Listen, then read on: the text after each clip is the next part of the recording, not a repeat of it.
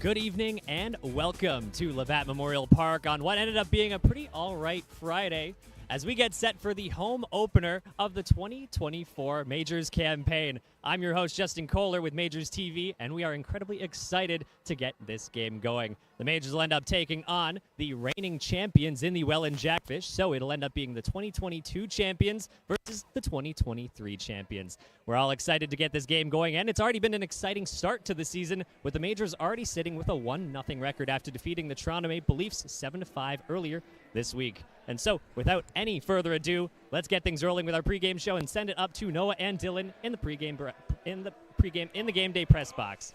Amen. Justin, thank you. We are here in the Game Day London broadcast booth in London, Ontario with a pair of trees. My name is Dylan Baker. Alongside me, Noah Smith. Noah, we'll talk about the trees in just a little bit. We had a bit of a weather scare earlier in the day today, but the skies have cleared up, and it feels great to be back at the Forks of the Thames for some regular season baseball. Yeah, I know there's already going to be some questions about the weather from fans watching both in Welland and around the Intercounty Baseball League. It did rain here in London. We got some pretty good weather coming through around the noon hour, Dylan, but things have cleared nicely. Labatt Park looks as good as ever, and there will be baseball played here tonight in London. There will be baseball, and there will be lots of foliage with the tree giveaway here at Labatt Park for the home opener. The Majors coming off a strong start to their season. Speaking of foliage, they beat the Leafs on Sunday at Christie Pitts.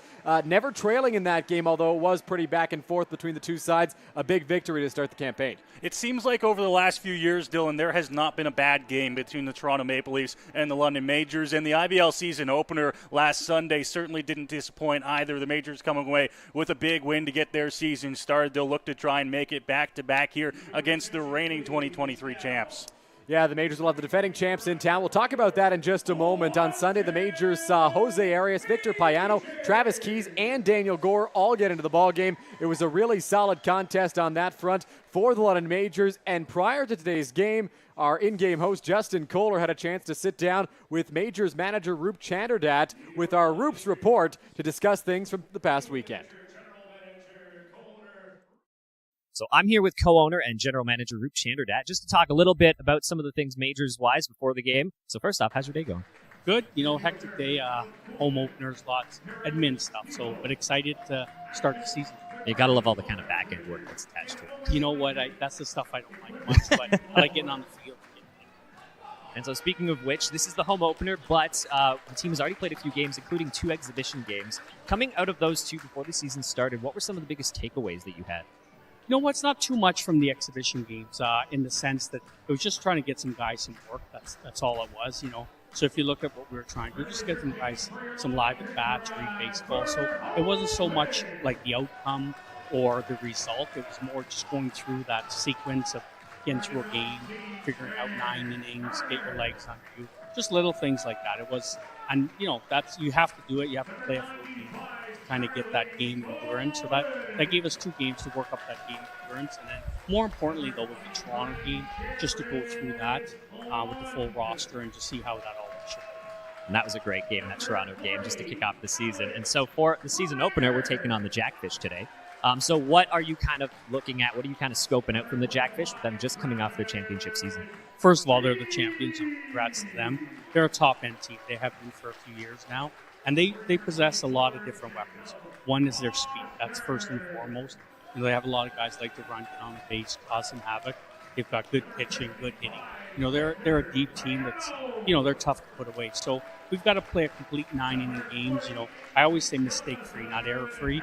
The team that makes the least mistakes typically wins these type of games. So you got to play good defense, mistake-free baseball. And, we got Jose Arias going tonight. He's our ace, and, we're looking for a big outing for him. At the end of the day, mistake-free wise, it's all about the fundamentals. It's the big thing you'll hear from pretty much every coach, Little League all the way up to the professionals. So 100%. I never get upset. Errors happen. It's the mistakes, not moving runners over, communicating on the field. That's massive. So it's the little things that I call, mistake-free baseball. And, it's whoever blinks first with that stuff usually comes out on the wrong end most. Perfect. Thank you so much, Roop. And now we'll send it back up to Noah and Dylan in the game day press box for the rest of the pregame show. Back now at Labatt Park for the continuation of the pregame show presented by BP8 Fitness. Dylan Baker, Noah Smith, Justin, and Roop, thank you very much for your insight into today's ball game. And Noah, Roop, Chanardad, and his London Majors have their hands full in today's game. The defending champion, Welland Jackfish, come to town. Welland always potent offensively last year. They're looking to carry that over with some new faces, but also some familiar ones in their lineup. Well, the Welland Jackfish, Dylan, have done a fantastic job since relocating to Welland in being a competitive baseball team. And last year they were finally able to break through, get that championship, first title in franchise history. And man, oh man, do they look like they could be another dangerous team out there again this season. This is their opener of the season, so we'll get to see what the Jackfish hold here in this Friday night contest here at Labatt Memorial Park. You mentioned Welland's success since they relocated. The Jackfish and the Majors coming into this season have identical records since 2019 as you see Cleveland Brownlee get introduced to a roar from the home crowd. The Majors and Jackfish from 2019 to 2023, both with records of 108 and 78, two of the strongest teams in the IBL over the past 5 seasons. Let's get now to our pitching matchup presented by Throw, London's original knife throwing. It's the ace for the London Majors on the mound today in Jose Arias, Noah, taking on Rich Corrente. Yeah, this is a pitching matchup that, well, at least on one side, Dylan, here in the broadcast booth, we knew was coming. Jose Arias for the London Majors. You can check out the record there from a season ago. They expect him to be the guy for the London Majors this season, and the numbers certainly will back that up if he can come out here and throw like he did a year ago. Rich Corrente will start for the Welland Jackfish, 6-2 a season ago. ERA a little bit elevated, but he is a battler, and he will be a guy that you can go out there on an opening day like today and expect know what you're going to get, Dylan, essentially. He's going to give you some solid innings on the mound. Rich Corrente has been in the Intercounty Baseball League since 2014. He's had 2 Tommy John surgeries, and he's the opening day starter this season for the Welland Jackfish. Only threw 2 innings in the regular season last year, 2 in the postseason. Will be interesting to see how he fares against the Majors here today. We'll take a quick break and be right back. This has been the pregame show presented by BP8 Fitness, functional strength training for every body. Hello, my name is Jim Miller with Miller's Award Store.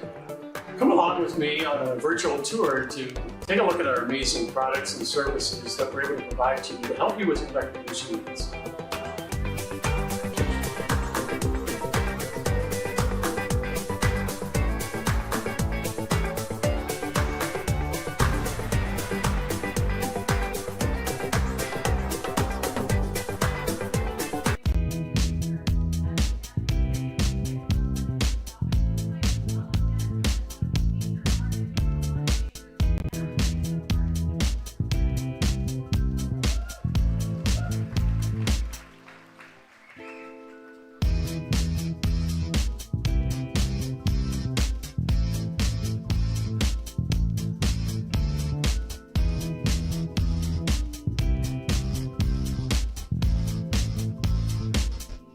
When you need a night out, Throw London is on point. With an atmosphere that's a cut above, Throw London brings together the best in knife throwing, axe throwing, and darts. So it's the perfect spot for a date night, night out with friends, leagues, and team building for the office. You've got to be 13 or older to throw pointy objects and 19 plus to enjoy their fully licensed offerings. It's the best spot in London for some fun with an edge. London's original knife throwing. Check them out at 2190 Dundas Street East and online at ithrow.ca. That's ithrow.ca.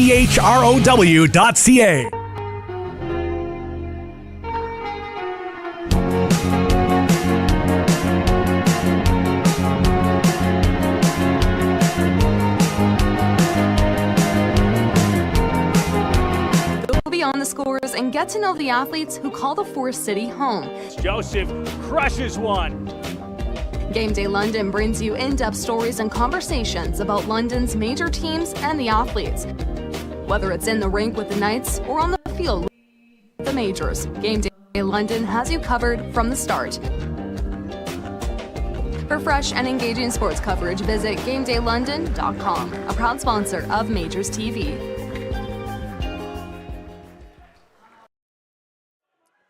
Beautiful rendition of the national anthem there to kick off the 2024 regular season here at Labatt Memorial Park. It's an exciting time to be a Majors fan, Noah, as London looks to bounce back from a bit of a down season last year, finishing at 17-25. Aspirations to climb the standings here in 2024. Well, good thing, Dylan, after a couple of championship seasons and a season last year where the Majors, well, as you mentioned, a little bit down, is that there's a lot of room to go up this season. And Majors manager Roop Jannerdat, well, you heard him a little bit there in the pregame show, Dylan. He is hoping to have a season here where the Majors can certainly improve after their season in 2023. A lot of returning faces, but also a lot of new faces that manager Roop Jannerdat and the coaching staff here for London are hoping can help them along the way and be a successful team here. It's a different IBL. We've got a ninth team. Not everybody's making the playoffs. There is no guarantee of playoff baseball. You've got to earn your way, and the Majors hoping they can do that here in 2024. The ninth IBL team kicks off their regular season slate of games tonight in Brantford. 8 p.m. first pitch between the Brantford Red Sox and the newly formed Chatham-Kent Barnstormers. Not only are there some new faces on the field for the Majors, but some new jerseys. You see Cleveland Brownlee sporting one there with a 100th anniversary patch on the side there for Cleveland and all of his Majors teammates. London getting set to celebrate 100 years in this historic league, Noah, a big milestone to have been reached. Well, it certainly is. The Intercounty Baseball League, well, a small, relatively small pro baseball league, has such a rich history. We've got some teams in the league that have been around well over 100 years, and it's so nice to see the London Majors celebrating that milestone this season here in 2024. Of course, the Intercounty Baseball League has been going strong for more than that. This league just keeps on coming back and showing that this is the place to play. This is a place with lots of talent, and it shows year after year. I believe it's the 106th season now for the Intercounty Baseball League. It's a historic league with a lot of historic teams, one of which the London Majors. You get a look at Jose Arias on the mound for London in the home opener today. Let's take a look at the lineup he's going to face for the Welland Jackfish on their side. Welland, always a tough offense, as we mentioned in the BP8 Fitness pregame show. Gio Morello starts things off, followed by Steven Moretto, Mateo Portolato, former Major, just recently signed Robert Mullen, batting in the cleanup spot as the designated hitter. He'll be followed by Cole Cote, Tyler Dupuis, Grayson Barrett, Dawson Tweet, and Ethan Hunt rounds things out. The lineup for Rich Carente and the Welland Jackfish. No, I mean, this top to bottom is a lineup that can hit no matter where you are in the order, and it's going to be a tough maze to navigate through if you're Jose Arias. It has been so fun to watch I'll call it the growth of the Welland Jackfish lineup, Dylan. A couple of years ago, this was a team that was stealing bases left, right, and center. They're the fastest team by far on the diamond in the Intercounty Baseball League. They tweaked that just a little bit last year. Still lots of speed in the lineup, and it won them a championship. I see a lot of what I saw in last year's team in this 2024 Welland Jackfish lineup. It's going to be a real test for the Majors here in their home opener, but I think they've got the guy who's up for the task on the mound to begin the season. Absolutely. Jose Arias will prove to be a tough opponent for that Welland offense. We were talking before we went on the air today. A lot of the same guys came back in 2023 for the Jackfish with significantly decreased stolen base totals simply because they were able to provide more power in that lineup and get runs across the board in different ways. Jose Arias looks skyward as he gets set to kick off the home slate of games. Arias, of course, worked on Sunday in Toronto. He will face Gio Morello, entering his third season as a member of the Welland Jackfish, former Brantford Red Sox, a prolific hitter. He hit .333 a couple of seasons ago. He digs into the left-handed batter's box, talking with Eduardo Deolio, and we are nearly set for action here from the Forks of the Thames. Arias into the windup. Here's the first pitch on its way. In there for a called strike one, and we are underway at home in the 2024 season. Gorgeous night for baseball here in London. Can't say that enough. The rain has moved through the area well in advance, allowed the field to dry up in plenty of time. That one fouled off by Morello, 0-2. Gio Morello, a bit of a down year last year, hit .255 for the Welland Jackfish, still very respectable. 1 home run, 17 runs batted in. That's coming off, as mentioned, in 2022, a season where he played all 42 games, hitting .333. No balls, 2 strikes the count from Arias to Morello. Offering on its way. That one fouled off at the plate, and the count will remain 0-2. So important, no matter what league you're playing in, whether it's affiliated minor league ball, Major League Baseball, or here in the Intercounty Baseball League, you got these early starts, these May starts. Keep your pitch count down. It'll be huge for Arias here tonight against this Welland Jackfish lineup. Arias threw 1 1/3 innings, got the win against Toronto on Sunday. Walked 1, struck out 1. Looking for the first out of the first inning here. That one a high fastball that sails on him. 1 1/3 innings, 1 hit, no runs, a strikeout, and a walk in the winning effort against the Maple Leafs on Sunday. So Arias looking to continue that success here. I was talking with Majors manager Rupe Chanadad, who said Arias couldn't quite get the feel of the baseball in Toronto. As there's a swing and a miss, strike 3. The first out at the top of the first inning is recorded via the strikeout. Well, that's a great way to start the ball game there for Jose. Gets the strikeout, got ahead 0-2. And, man, you can't say enough about getting ahead 2 strikes on a batter. It really opens up the possibilities on where you can go and how you can work a batter, and he did a great job of putting him away there for the first out of the ball game. So after Gio Morello comes Steve Moretto, and just to go back to what I was mentioning, there was a little chillier in Toronto on Sunday, and Arias had a hard time getting the feel of the baseball at times. Still a very successful outing. First pitch to Moretto, lined straight back towards us, and the count is 0-1. Good crowd here in London, at least a couple thousand in the seats to open up the season.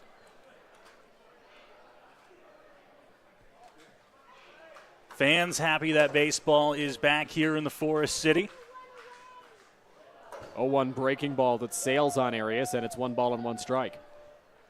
It's a great time to be a sports fan in the city of London. I was going to wait till a little bit later to talk about this, but the London Lightning, London Knights, and the London Majors, all 3 major sports teams, I would say, still either in action or just getting their season underway here in mid-May. It's prime sports watching time if you're somebody in the London region. That breaking ball from Arias, much sharper, but still can't find the strike zone, and it's 2-1.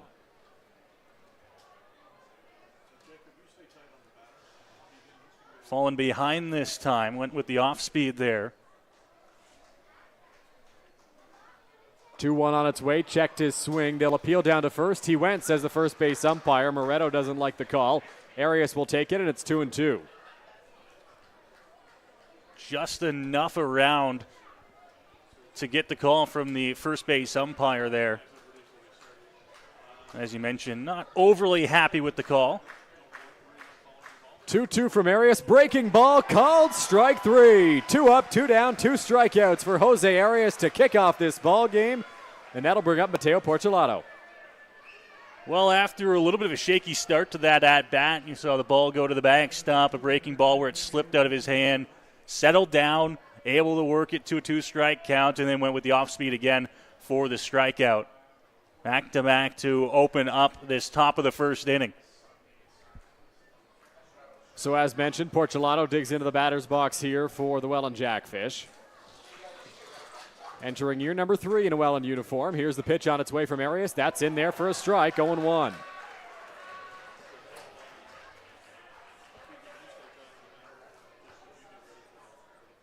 Porcelato, a native of Pitt Meadows, British Columbia. 0-1 home, ripped by Porcelato into right field, and the Welland Jackfish have their first hit of 2024. It's a single for their right fielder. Well, got a pitch there and just able to lace it into right field is Porcelato, and he is aboard with 2 outs here. And for the London Majors, not exactly what you want to see is a hot and heavy bat walks into the right-hand batter's box. And Robert Mullen, they know a lot about him. Robert Mullen spent 1 year in the Intercounty Baseball League, played in 2022 with the Majors, played in all 42 games, a .405 batting average, 15 home runs, 50 runs batted in, 47 runs scored, walked more times than he struck out, a potent bat. Here's the first pitch from Arias. That one misses high. Arias used to working to Mullen, not against him in the batter's box. Mullen signed, I believe, yesterday, Noah, if I'm not mistaken, by the Welland Jackfish. This is very recent for him. Catcher out of Panama, breaking ball off the plate outside. Mullen, of course, because he's joined the Jackfish so recently, he's not catching tonight. He's the designated hitter for Welland in today's game. Well, they'll use him as a DH because his bat is so potent. You can put it in any lineup in just about any league, and it will add some value somewhere in your lineup, and it does here for Welland. The 2-0 will miss, and it's 3 balls and no strikes. Mullen, a former farmhand of the Oakland Athletics, played in 234 minor league games, had 14 home runs in the minors. Actually had a 37% ground ball percentage in his minor league career. Hit a lot of baseballs into the ground. Hit more home runs in one season with the majors than he did in his entire minor league tenure with the A's organization. Here's the 3-0. It will find the corner for strike one. Well, signed, I believe, earlier this month in the Frontier League, Dylan, and did not play in any games before being picked up by the Welland Jackfish. There is a handful of teams, just about anywhere you go, any league you go, that would love to have a bat like this. Swing and a miss there from Mullen. Yeah, he was always keeping the door open to coming back to London, had some visa issues in the Frontier League, and now has settled into the Welland Jackfish uniform, and he's going to be a potent bat. You can bank on that for Welland. Full count, 2 out. Mateo Porchelato will be running from first base on the pitch. Arias sets out there on the rubber and delivers the 3-2. Line straight back at the screen. We'll try it again on the full count. Well, a great job to battle back after falling behind 3-0 here to Robert Mullen. And now you can be a little bit more aggressive. Mullen, when we saw him play in London, was ready to swing. He was a lively bat at the plate.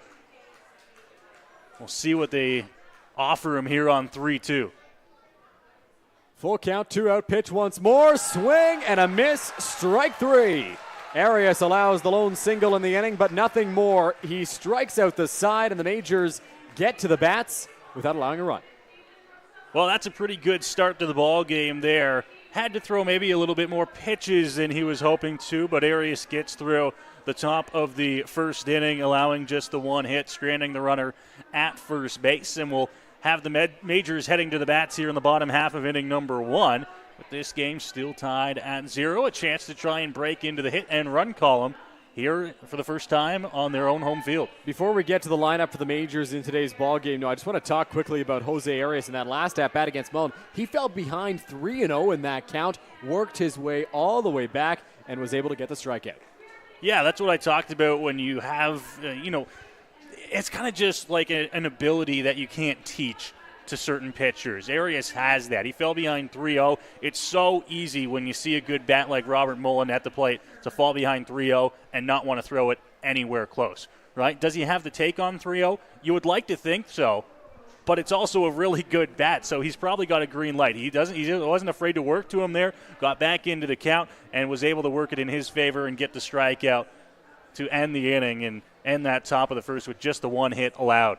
So you see Rich Corrente out there on the mound for the Welland Jackfish, their opening day starter here in 2024. Let's take a look now at the lineup that he's going to have to face in this one for the London Majors. It's very similar to what we saw in exhibition play and very similar to what we saw in Toronto on Sunday. Plaz, Krasminski, Joseph, Deolio, Reichstein, Brownlee, Cardoso, Lawrence, Reyes, Cruz. A couple of little swaps. You look at the 3-4 hole. You look at the 8-9 spot as well, but for the most part, pretty consistent for the Majors, Noah. Well, Dylan, me and you were talking pregame with a couple of the other members of the media up here in the broadcast booth. Do you make any changes after you win on opening day? There wasn't really any holes that needed patching or filled. The Majors played a pretty complete game on Sunday at Christie Pitts. So manager Rich Arndat, he doesn't make a whole lot of changes to the lineup card, and he's going to roll basically the same one out here today for the home opener against the Welland Jackfish and Rich Corrente on the mound. He's seen a lot of these bats before, but there's also a lot of new faces that he will have to pitch to for the first time here in the IBL.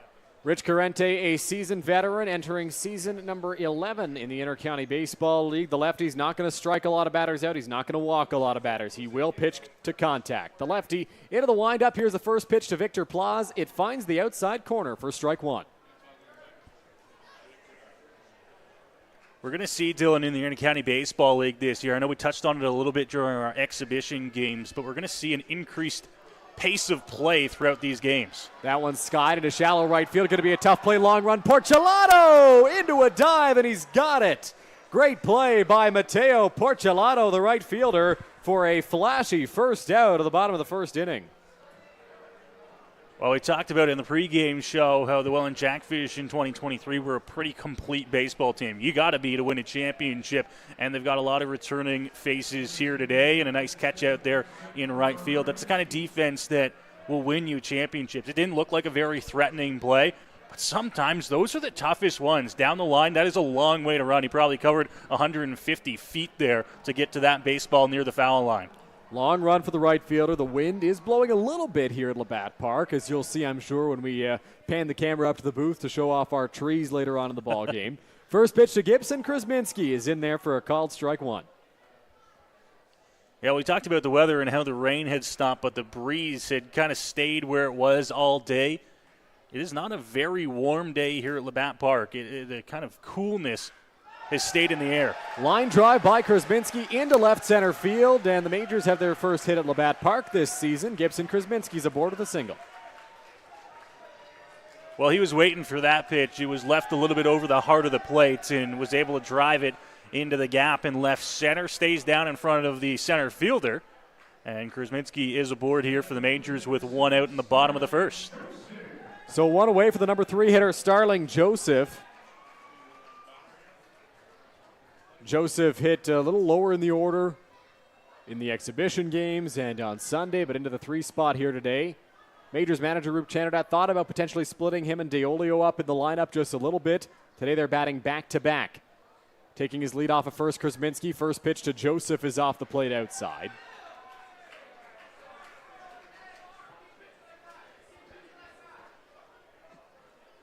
One and 0 to the big Majors left fielder.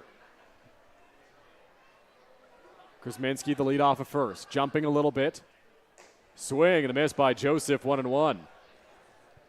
Krasminski over at first. You mentioned the little jump there. He's got to face the lefty here, so he's got to be careful of that pick move. And I don't know if you'll see him try anything, even on a hit and run. Corrente, we've seen it before. His pick move can be a little bit deceiving at times.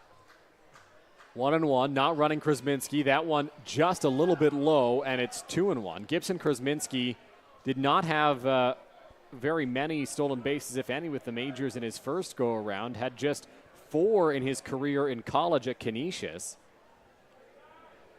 Native of Tecumseh, Ontario, stands over at first base.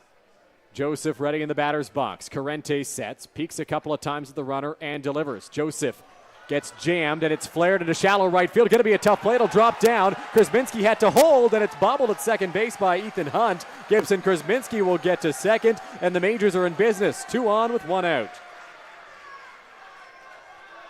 Well, with Starling Joseph being a right-handed batter, the Jackfish, well, it was going to be the second baseman's ball on a throw down if it was coming. So he had to shade a little bit towards the middle. That one jammed Starling and was just floated over top of the first baseman and into shallow right field. It'll go down as a base hit, probably the softest one Starling Joseph's ever hit. But it puts 2 men on for Eduardo DeOlio here, with just 1 out in the inning. So DeOlio steps into the batter's box now for London. In Toronto, he went 0 for 4 with a walk and 2 strikeouts. Looking for his first hit of 2024. He rips this one into left field. It's a base hit. Charging hard towards third is Krasminski. He gets the way from the third base coach. Throw to the plate is high. Krasminski is safe, and the Majors take a 1-0 lead in the first inning. Well, ready to go as soon as that first pitch came to the plate, lacing it into left field. Dylan, I don't know about you. I was a little bit surprised to see the wave from the third base coach, Brent Wales, but it pays off for the Majors. Got a little bit of a help on a hop out front of home plate there.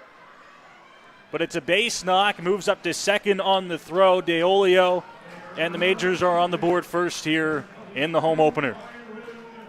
So London leads 1-0. Byron Reichstein will step into the batter's box here for the Majors with 2 runners in scoring position and 1 away. Reichstein was 1 for 3 with an RBI, a double, a run scored, a walk, and 2 strikeouts in Toronto. First pitch misses high for ball 1.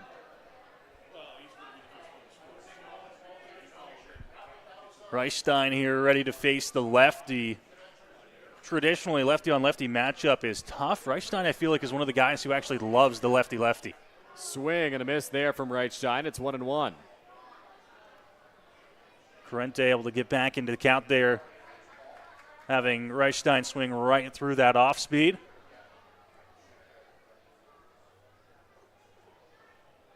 One ball, one strike, one out. Here's the pitch. Off the plate just outside, 2-1, and Reichstein's in a hitter's count here. Moretto at third base is playing just off the grass. He's in even with the bag. But the rest of the infielders, they're not going to try and cut down any runner at the plate here on a ground ball. That one inside to Reichstein, and it's 3-1. This early in the ball game, you've got at least 8 more chances if you're the Welland Jackfish to get some runs back as the ball 4 chants begin here at Labatt Park.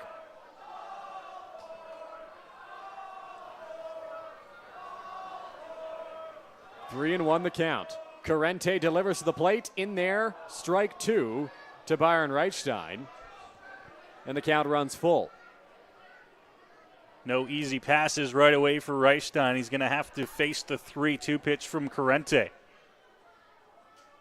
Full count, 1 out, 2 runners in scoring position here for London. Offering on its way. Reichstein fouls that one off at the plate, and the count will remain at 3-2.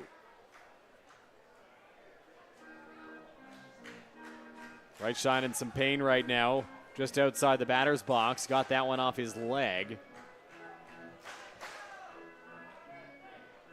A lot of fans happy to see a name like Reichstein back in the London Majors lineup for another season.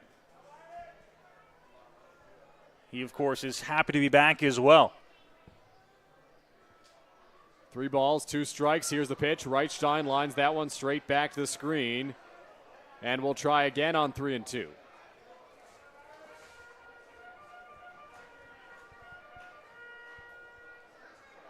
Still 2 men on here for the Majors. Big run standing out there here in the bottom of the first inning. You mentioned still 8 innings to go, but runs in the first can go a long way. That one's off the plate outside, and that's going to load the bases here with 1 out for the big bat of Cleveland Brownlee, and that's going to lead to a mound visit here from, I believe, Welland Jackfish manager Brian Esri.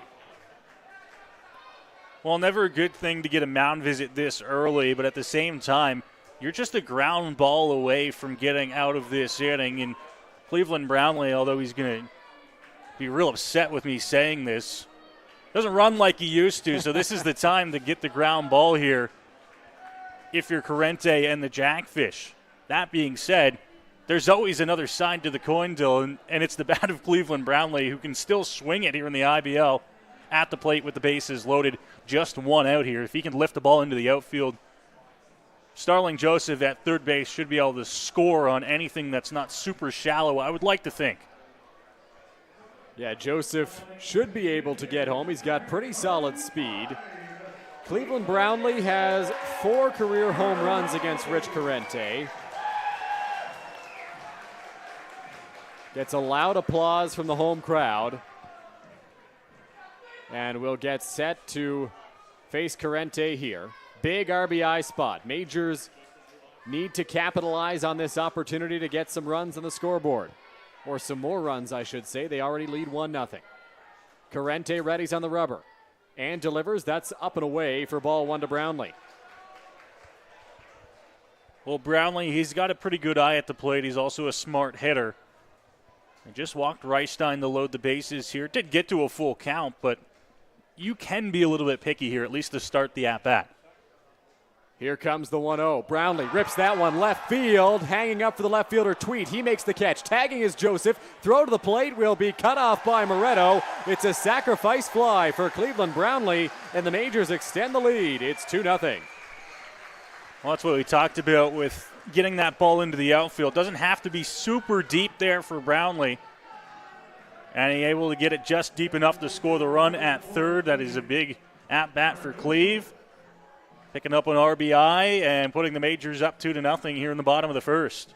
So 2-0 Majors, and that'll bring up Caden Cardoso, who's been one of the real finds in the early going of this season for the Majors. He was stellar in exhibition play, was really hitting the ball well. 1 for 5 against Toronto, did drive in a run, struck out once as well.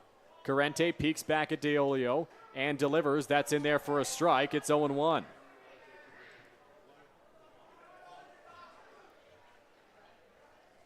Tough task here against the lefty here for Cardoso in this bottom of the first inning at bat. Majors already have 3 hits here in the inning. The 0-1 home. Cardoso scorches that one into right field. It's a base hit. Coming up, charging Portolato. DeOlio gets the wave. Here's the throw to the plate. It is on the money and in time to get him.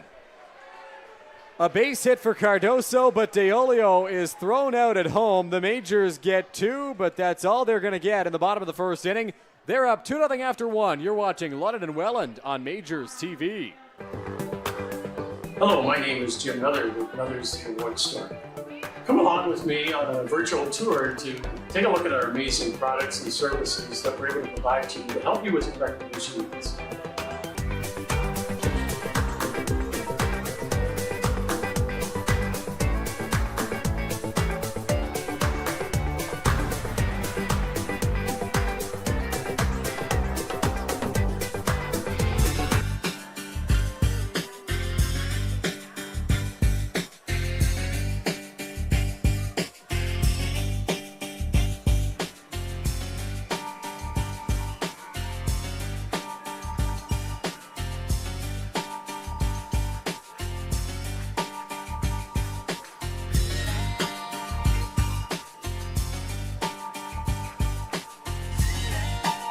Go beyond the scores and get to know the athletes who call the Forest City home.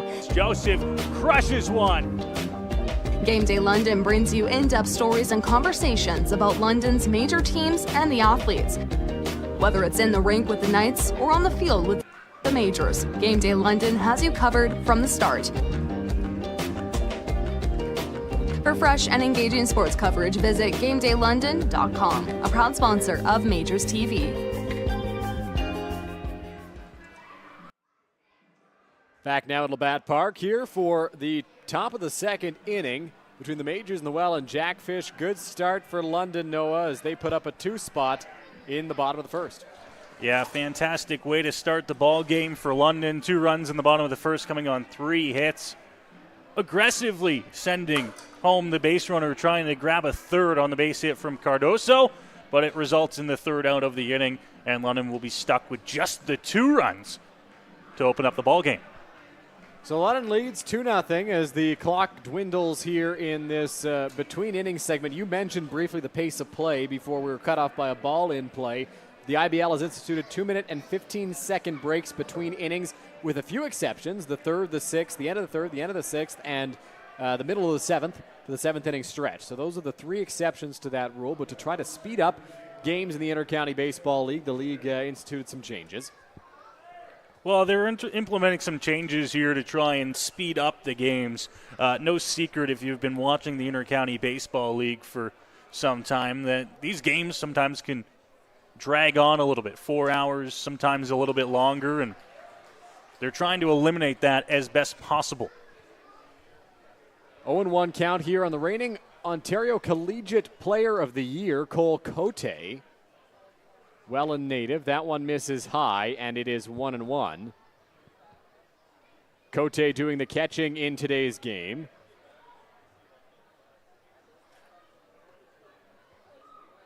One home from Arias, working quickly. Breaking ball perhaps fell a little too drastically for the home plate umpire. Count is now 2 balls and 1 strike. Count favoring Cote. Cote hit over 500 this season at Durham College in Oshawa. Skies this one. Right field and deep. Reichstein going back to the warning track. Gets turned around, and that ball's going to fall in. And Cote's into second with a strange double. Well, he doesn't care if you call it a strange double or what, Dylan. It's a double to lead off the inning for the Jackfish here after surrendering 2 in the bottom half of the first. That ball was belted pretty well out to right field, and Reichstein got turned around a little bit, as you mentioned, was unable to track down the fly ball as it lands on the warning track for a double. So Cole Cote in at second base in scoring position to lead off this top of the second inning. Perhaps the wind playing a factor again, Noah, as Tyler Dupuis will step into the batter's box. Arias peeks back at Cote. Here's the pitch. Off the plate outside for ball one. Dupuis, perhaps the best emblem of the change in philosophy for the Jackfish. He had a ton of stolen bases in his first season in the Intercounty Baseball League. Just 5 last year. Career 38 stolen bases, only 5 in the regular season last year. I believe he had 28 in 2022. Dupuis sends this one into the air. Shallow left field. Joseph initially broke back, now charges in. It's off his glove, and it's down for a fair ball. That was another really tough ball up in the air for the Majors, and this time to left field for Joseph. A long way to go coming in towards the line. He was able to get a glove on it, but that's it as it fell. A fair ball and puts 2 Jackfish aboard with nobody out here in the top of the second inning. Perhaps they'll win knocking things down. That's my only guess, Noah, as to why we saw 2 balls that were just simply lost by the outfielders. We saw similarly in the bottom of the first inning, a ball to right field. That ball was caught, but almost seems to, I don't want to say playing tricks, but the wind's not blowing super heavy, but it is consistent, and it's kind of blowing in from center field, right center field at that. First and second. That is the first disengagement for Jose Arias. He's allowed 2 more disengagements, or 1 more before he's got to pick a runner off. That's one of the new pace of play rules in the Intercounty Baseball League this year. Arias peeks back at second and delivers. That is low and in for ball 1. So for those unfamiliar, if he, on the 3rd disengagement, does not pick a runner off, it's a balk, and the runners will get to advance. So 1 disengagement in this at-bat has been used.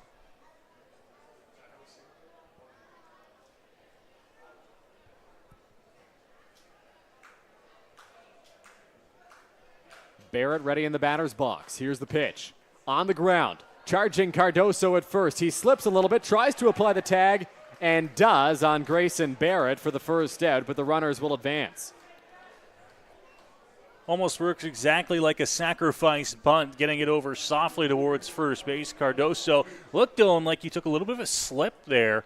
And we talked about how the rain has stayed away for the last 5 or 6 hours here in London. Well, it is still a little bit wet out there on the infield and outfield grass. So we'll watch that as we move along throughout the ball game today. But a great job to stick with it and get the first down here at the top of the second inning. So that'll bring up the number 8 hitter in the left fielder, Dawson Tweet. Tweet played at William Jewell College in Liberty, Missouri this season. 52 games in 2024, 332 batting average for Dawson Tweet. 7 home runs, 42 runs batted in.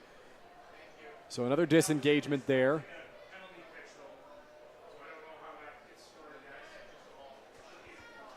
And now a ball called here on Tweet. Here's the pitch in the air. Shallow left center. Joseph camps under it, gets set to execute a throw. Here it comes to the plate. It is off the mark. DeOlio trying to race back. He'll throw to third. The tag applied there, and they got him. The run will score. So the Jackfish are on the scoreboard, but thrown out at third base is Tyler Dupuis, and it's a 2-1 game on yet another chaotic play in this second inning. Well, that's exactly what you kind of expected there. That throw, it had enough on it to get to home plate, as you saw from Starling Joseph in left field. But what it didn't have was the right aim. It was offline by about 10 feet up the first baseline. DeOlio does a great job to stick with it. He knows exactly where he needed to go with it. So the run will come in to score. The Jackfish do get on the board in the top of the second inning, and it is a 2-1 London Majors lead as we head to the bottom of the second. Noah, for a moment I thought Eduardo DeOlio was going to try to jump back and tag the lead runner there on that last play. That was Cole Cote who ran and scampered home safely. I thought that was what DeOlio was going to try to do, but he executed a strong throw to third and was able to get the third out of the inning despite the 1 run coming in. Yeah, it's a risk you play. Do you get the sure out? And I would say I think DeOlio thought that was a sure out, Dylan, heading to third base with the throw. Or do you risk it and try to dive back and get the runner heading towards home plate? They'll take the out. They get out of the inning. They allow just the 1 run. It's a 2-1 game as we head to the bottom of the second inning. Rich Corrente is back out there for the Welland Jackfish for this second inning. It'll be interesting to see whether or not Corrente's on an innings limit here. It's early in the season, obviously. Not sure what Corrente will settle in at pitch count-wise, whether the Jackfish will pull him a little bit early. But for now, he's back out there for a second inning of work, trying to keep this a one-run deficit.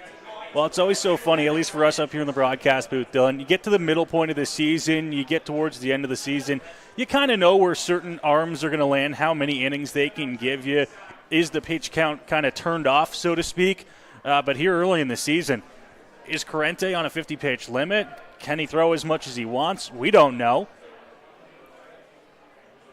This is an oft-injured arm as well in Corrente. 2 Tommy John surgeries, as I mentioned in the pregame show, so we'll see what the limit is on him. It'll be 8-9-1 for the Majors in this frame. Drew Lawrence, Tommy Reyes-Cruz, Victor Plaz, and Lawrence, who I feel Noah has like a streak going of really good opening days in Toronto for the Majors. He was stellar once again. Looks to lay down a bunt. This one goes right back towards the pitcher, Corrente. He will spin and throw to first, and it's off the mark. Lawrence around first. He will dig for second. The second baseman Hunt with a throw. It is not in time. Lawrence in there safely, and the Majors have a runner in scoring position to lead off this inning. Well, Drew Lawrence has speed. That is one of the many keys that he possesses, one of the many skills, and he shows it off there, lays down the bunt. And to be honest with you, Dylan, it wasn't a fantastically placed bunt, right back towards the pitcher, Corrente. But Corrente is a left-handed arm, so what that means is that he's either got to quickly pivot and spin to his left, or he's got to go all the way around and get that throw to first base. And he can either do it and do it quick and get the out, or as we saw there, his throw can be just a little bit offline, and it was, allowing Lawrence to move up to second base. So Tommy Reyes-Cruz takes the first pitch there for ball one. That one will surely be ruled an error on Corrente, allowing Lawrence not only to reach but also to get to second base. That one's there for a strike. 1-1. No, I don't know who our home plate umpire is tonight, but he sure does have a lively strike call. It's something to behold behind the plate. 1 ball, 1 strike. Here's the pitch. Reyes-Cruz takes low. It is 2-1. 3 games in the Inter-County Baseball League tonight scheduled. That means 3 umpiring crews split throughout the Inter-County Baseball League. 2-1 home inside, and that one's going to hit Reyes-Cruz. So Lawrence reaches on the air. Reyes-Cruz gets hit by a pitch. There's 2 on and nobody out for the top of the London order. And with 2 guys on, there's nobody throwing yet in the Jackfish bullpen, but we did see some pullovers come off and possibly some guys starting to get loose or at least get ready to stretch, with Corrente now making an error and beating the second batter of the inning. There is now some movement in that Jackfish bullpen. Looks like Brandon Underhill beginning to get loose. Now, he's in the very preliminary stages. Obviously wasn't anticipating coming in so early, so he's just getting stretched out right now. But it is Brandon Underhill getting loose in the bullpen as Victor Plaz will step into the batter's box here. Plaz 0 for 1 of the day. Mateo Porcelato made a great play in right field on the fly ball from Plaz in the first inning. Corrente peeks back at second and delivers. Squaring around a bunt is Plaz. It's a good one. It's in a tough spot. Nobody's at first base, and Victor Plaz will beat one out as Lawrence scampers back to third. Well, Dylan, I talked 2 batters earlier about how Drew Lawrence's bunt, although it got the job done, was not very well placed. I don't think you can place a bunt better than that one there from Plaz. Right in between, they call that one the triangle between the first baseman, the pitcher, and a little bit there the second baseman. Nobody at first base to cover, and Plaz is aboard. The bases are juiced here, and there is nobody out in the bottom of the second inning. So a bunt single for Victor Plaz, and that'll bring up Gibson Krasminski. Krasminski lined a single in his first at-bat. Majors would take that here. It might score 2. This is the second consecutive inning where the Majors have loaded the bases. Drew Lawrence with speed at third. You see him there on our Game Day London mobile camera. Over at second, it is Tommy Reyes-Cruz, and at first, Victor Plaz. Rich Corrente in a tough spot, already down 1. Here's the pitch, line straight back at the screen, 0-1. Well, I expect the Majors batters to be aggressive here against Corrente with runners aboard, a chance to really pounce on him here and score a few more runs. Krasminski ready in the batter's box. Corrente sets out there on the rubber. Here's the pitch. Line drive right back up the middle. Chance at 2 here. Scooped up by Dupuis. Second for 1. On to first. It's a double play. Majors get a run. Drew Lawrence will scamper on in, but it's a double play there turned by the Welland Jackfish, and there's 2 out in the bottom of the second. Well, we talked back in the bottom of the first inning about how you will gladly exchange an out for a run. Well, they'll exchange 2 for just a single run here in a 3-1 Majors lead, but 2 big outs on that ground ball, and now we're going to get a mound visit from Brian Essery, and I wonder if we'll get a pitching change here, if they're just going to chat things over. Corrente is going to get the handshake and the ball, and his night will be over here in the bottom of the second inning. So that'll do it for Rich Corrente. Brandon Underhill coming into this ball game to face the big bat of Starling Joseph. This is a pitching change, and it's brought to you by Throw London, London's original knife throwing. We'll be right back. When you need a night out, Throw London is on point. With an atmosphere that's a cut above, Throw London brings together the best in knife throwing, axe throwing, and darts. So it's the perfect spot for a date night out with friends, leagues, and team building for the office. You've got to be 13 or older to throw pointy objects and 19 plus to enjoy their fully licensed offerings. It's the best spot in London for some fun with an edge. London's original knife throwing. Check them out at 2190 Dundas Street East and online at ithrow.ca. That's ithrow.ca. Get suited up with us for our big night. We went to Collins Clothiers. They had suits and tuxedos in various colors and styles. The staff helped us pick exactly what we wanted. They custom fit our suits for the perfect fit. They even matched us to our date's dress. It was so much fun trying on suits with the boys on the VIP night. They even got us pizza while we tried clothes on. For prom kids, of course, are going to be the best dressed. We felt so confident and looked amazing.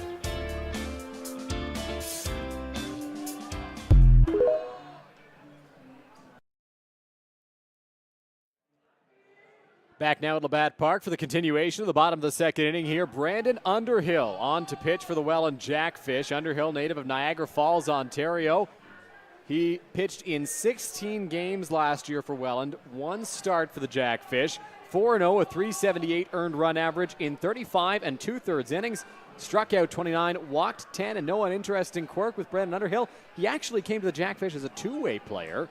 Played some second base for a while, hit .212 over 26 games from 2021 to 2023, but has slowly waned off from the hitting side of things and is focused on pitching. He had a pretty solid season out of the Welland bullpen last year. Well, listen, when you can do it well, there is nothing wrong with becoming a one-way player, right? Especially at this level. So very rarely do you see guys both pitch and play the field and hit.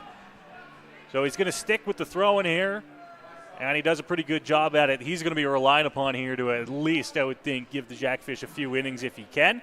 But as mentioned, it's still early in the season, middle of May, and a lot of guys just getting stretched out. So we may get to see a few arms out of the bullpen here, just the bottom of the second inning. He does come in with a runner at third and 2 gone, trying to get the Jackfish back to the bats here and through the second inning.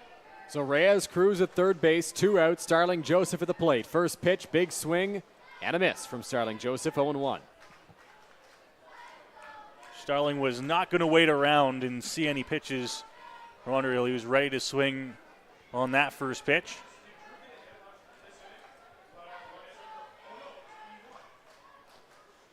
0-1 count. Here's the pitch. Swing and a miss on another breaking ball there to Joseph, and it is 0-2. Moves the count to 0-2 and puts him in a pretty good spot, being aggressive here. Back-to-back curveballs against Starling Joseph. Trying to get the Jackfish out of this inning where they were in a whole lot of trouble. Just 1 run across so far. Underhill trying to limit the damage. 0-2, 2 out. Joseph ready in the box. Here's the pitch on its way. Breaking ball that didn't quite break enough, and it's 1-2. It broke, and I wonder if that was the game plan with that pitch or if it was meant to be kind of low and away. but they almost caught the top of the zone, just needed to bring it down probably another 4 inches.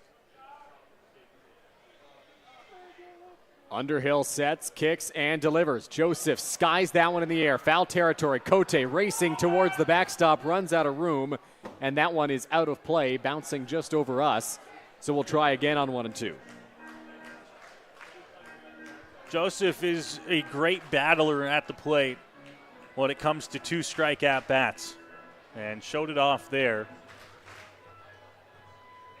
Healthy diet of pitches here where Joseph just going to have to try and battle them off and see if he can get one over the plate that he likes. Count is 1 and 2. Joseph was 1 for 5 on Sunday, 1 for 1 here today. Here comes the 1-2 pitch line straight back at the screen. We'll try it again on 1 and 2. Joseph, if you'll recall, got jammed on a pitch that landed into right field for a single in his first trip. Majors would take that here, would score Reyes Cruz from third if he's able to get one through the infield again. 1 ball, 2 strikes, 2 out. Pitch on its way from Underhill to Joseph, ripped, but that one's foul towards the Majors bullpen there, so we'll try once more on 1 and 2. Well, we talked about waiting until he got a pitch that was a little bit more over the plate. That was the one, but he was out in front of it and laced it down the left field line, foul. So another 1-2 pitch coming here to Starling Joseph. 1 and 2, 2 out. Sun beginning to set here at Labatt Park in this bottom of the second inning. Underhill takes a breath on the rubber and delivers. Joseph in the air, hit well to left. You can forget it. Starling Joseph, a 2-run home run. And the Majors extend the lead. It's 5-1 London.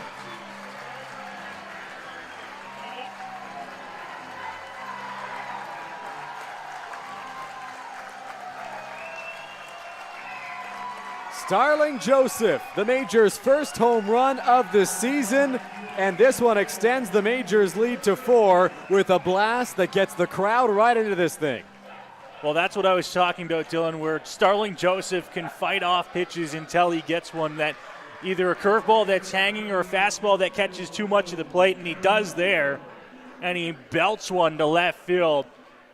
First home run of the season, as you mentioned, for the Majors, and a 5-1 lead. So 5-1 London here. Underhill allows the home run to Joseph. Now has to deal with Eduardo De Olio. First pitch breaking ball in there for a strike, 0-1.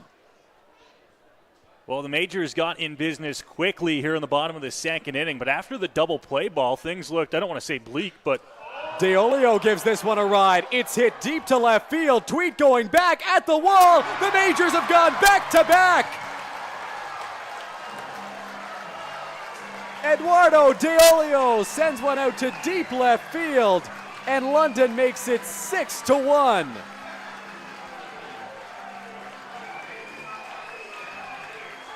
That's what these Majors bats can do in the middle of the order.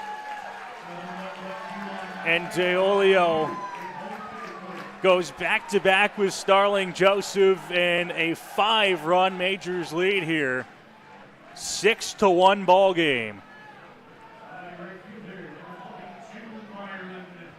6-1 London here in this bottom of the second inning.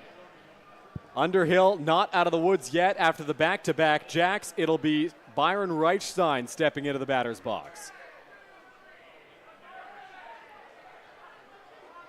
Here's the pitch in there for a strike. Well, I talked about it after the Joseph home run, but I was unsure if the Majors would get anything more than the one after the double play ball. But they have turned it into now a 4-run bottom of the second inning and a 6-1 lead. The inning began close. It looked like the Majors were going to run out of time to score, and all of a sudden back-to-back home runs as that one falls into Reichstein, and it is 1-2. Well, now Byron finds himself in a hole. And try and work out of it here, 1-2. Pitch on its way is in the dirt. Byron does not give chase. It's 2-2. Home plate umpire trying to get the dirt out of his face after that one was spiked.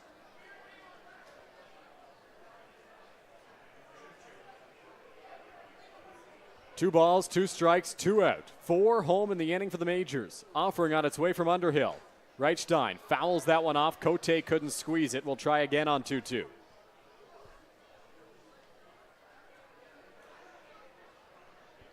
A little bit of a buzz in the seats here at Labatt Park after the back-to-back jacks. It extended the Majors' lead here in the second inning. 2 balls, 2 strikes, 2 out. Here's the pitch on its way. That one misses high to Reichstein, and it is 3 balls and 2 strikes with 2 out. No action in the Welland bullpen. This is the third batter that Underhill has to face.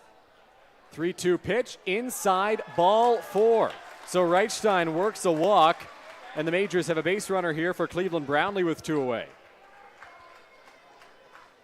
Well, you mentioned, Dylan, that this was the third batter Underhill had to face, one of those new rules in the Intercounty Baseball League here in 2024. So they could now, if they wanted to, make a pitching change here in the bottom of the second inning. You have to either face 3 batters or get to an end of a complete half inning. But Brownlee will step to the plate here. No signs of any action down in the Welland bullpen. And as mentioned, it's just the bottom of the second. They don't want to be going into their third arm of the night. Underhill readies on the mound, peeks back at first. Here's the pitch on its way. Brownlee fouls that one straight back at the screen, 0-1.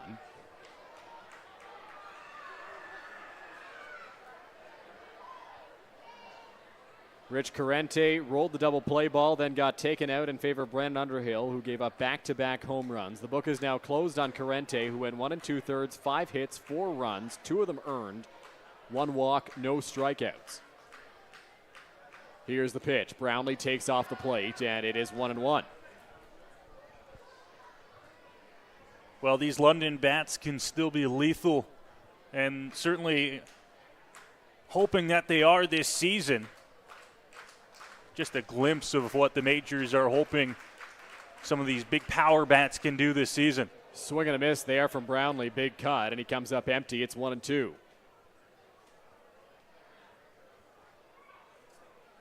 One ball, 2 strikes, 2 out. Byron Reichstein over at first base.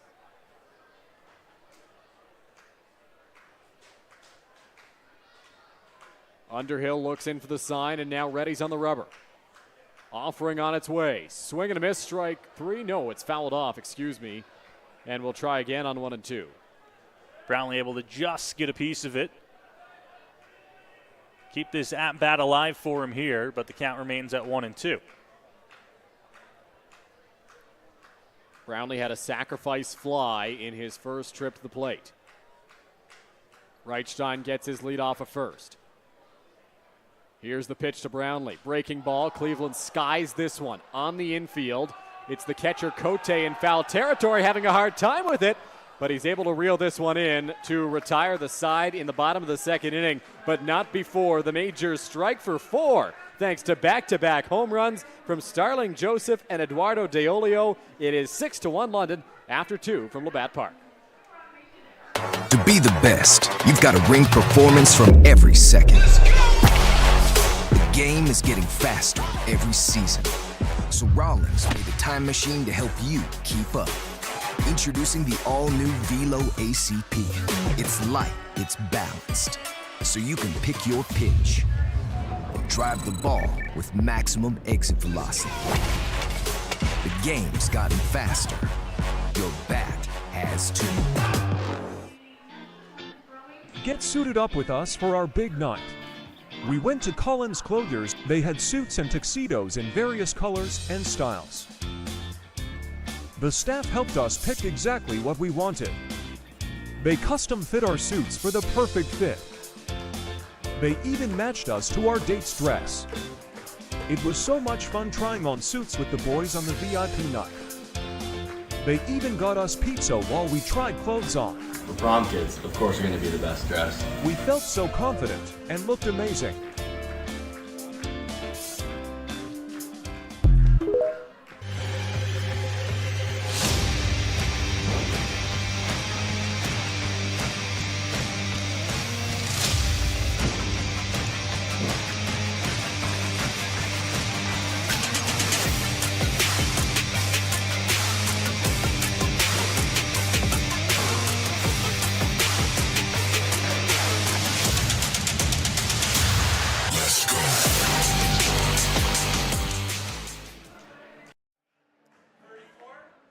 Welcome back here to Labatt Memorial Park. A change here early on for the Majors.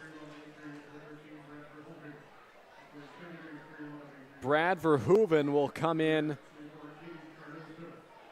for Gibson Krasminski, we believe, here. So Verhoeven comes in. He'll play first base for Caden Cardoso, who will slide to second. So an early change defensively here for London. Aside from that, no real modifications to the defensive alignment. Here is Ethan Hunt. That one in there for a called strike. Majors with lots of power on display in that second inning as the breaking ball drops in there. And Majors manager Rup Chanadad says that sometimes when he looks for these big bats in the lineup, it almost feels like he's going thrift shopping, trying to find a good player to insert into the lineup that won't cost the Majors too much, won't mess with the chemistry too much, as that one's cut on and missed for strike three. So Hunt down on strikes, and there's one away in the top of the third inning.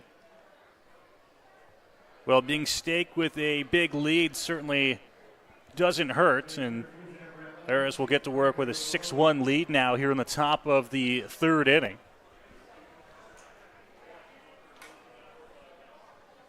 So Gio Morello now into the batter's box here for the Welland Jackfish. One away in the top of the third. Arias at 31 pitches through 2 1/3 innings. Here's the first offering on its way. It's a breaking ball that's going to miss to Morello. 1-0.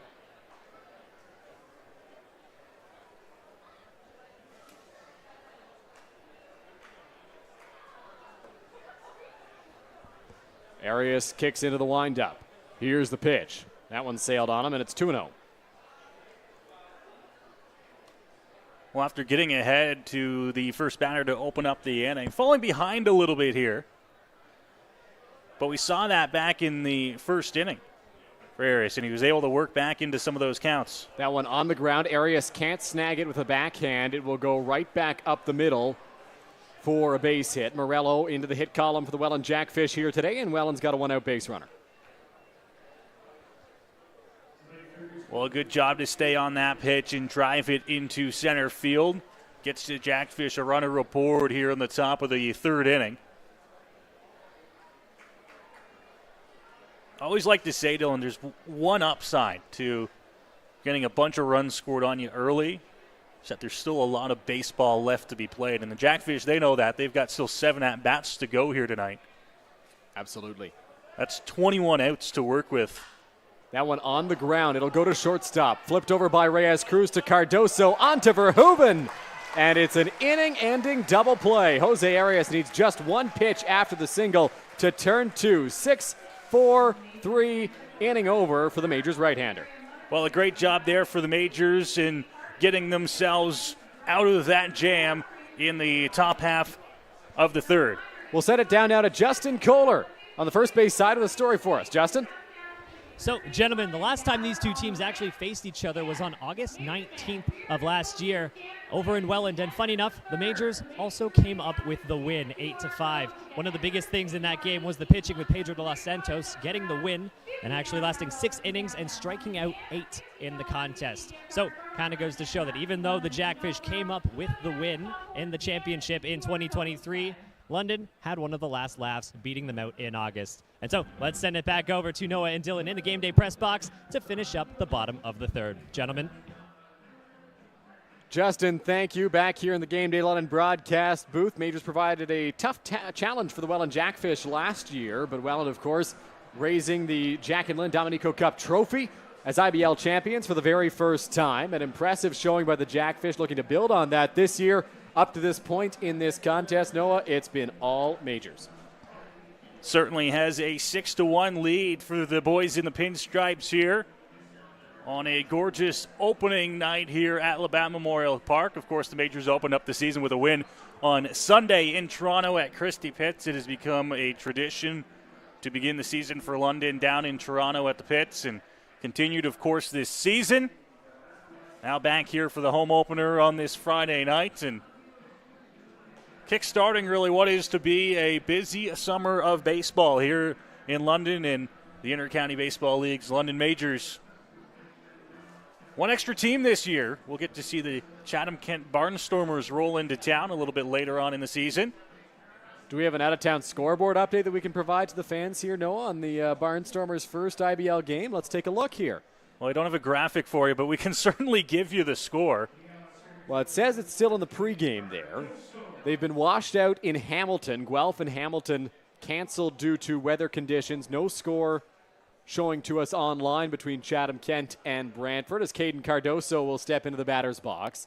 Into the windup goes Brandon Underhill, and that one's in there for a strike. Jackfish probably going to be looking for some length out of Underhill here. Carente, their starter, could only go 1 2/3 innings before being lifted. Underhill allowed 2 home runs and a walk before retiring Cleveland Brownlee in the bottom of the second inning. 1-1 count here on Cardoso.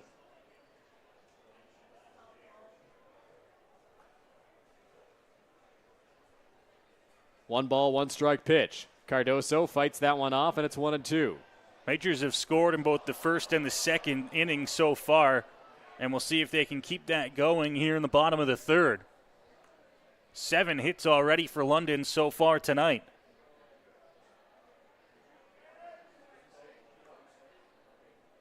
One ball, 2 strikes. Underhill trying to set down Cardoso. Checked his swing. Did he go? No, says the third base umpire, and the count now moves to 2-2.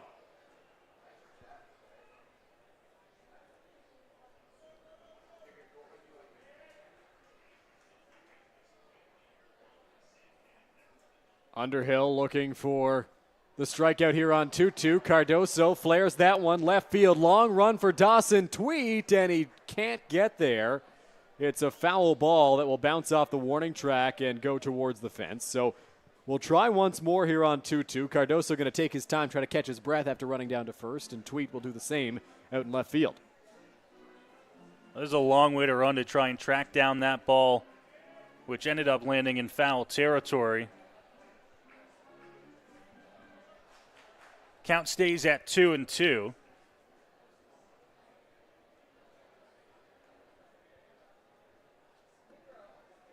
Two and 2 pitch here to Cardoso. Called strike 3. The breaking ball freezes Cardoso, and there's one out in the bottom of the third. Well, went to the outside portion of the plate. Well-located pitch and got the strikeout for the first out. Next is Lawrence. Here's the pitch. In there for a strike. Cote jumps out of the crouch, but Lawrence not moving at first. Lawrence does have speed, does love to run. Although historically, and I don't have a stat to back this up, Dylan, it just feels like, oh, that one almost got away as well. Feels like Lawrence isn't a first pitch runner. No, he likes to wait and find the right pitch to go. That seems to be what Drew Lawrence likes to do. No, you were. Well, a great job at ball and drive it into right field. The base hit moves runners to first and third. One gone here in the bottom of the third. Runners on the corners here for the Majors. We'll see if they employ a little bit of small ball as Victor Plaz steps into the batter's box. Plaz, no stranger himself to small ball, having reached on a bunt single in the second inning. Plaz up for the third time today in the third inning. He has batted in every inning thus far for the Majors. Underhill sets and delivers. Off the plate outside for ball 1. Certainly getting their at-bats tonight are the Majors. That one missing, moves the count to 1-0. Reyes Cruz takes his lead off of first. Here's the delivery. Off the plate outside. 2-0 now to Plaz. On deck, Brad Verhoeven, who took the place of Gibson Krasminski in the second frame. Excuse me, in the top of the third, I should say. Offering on its way, breaking ball in there to Plaz, 2-1.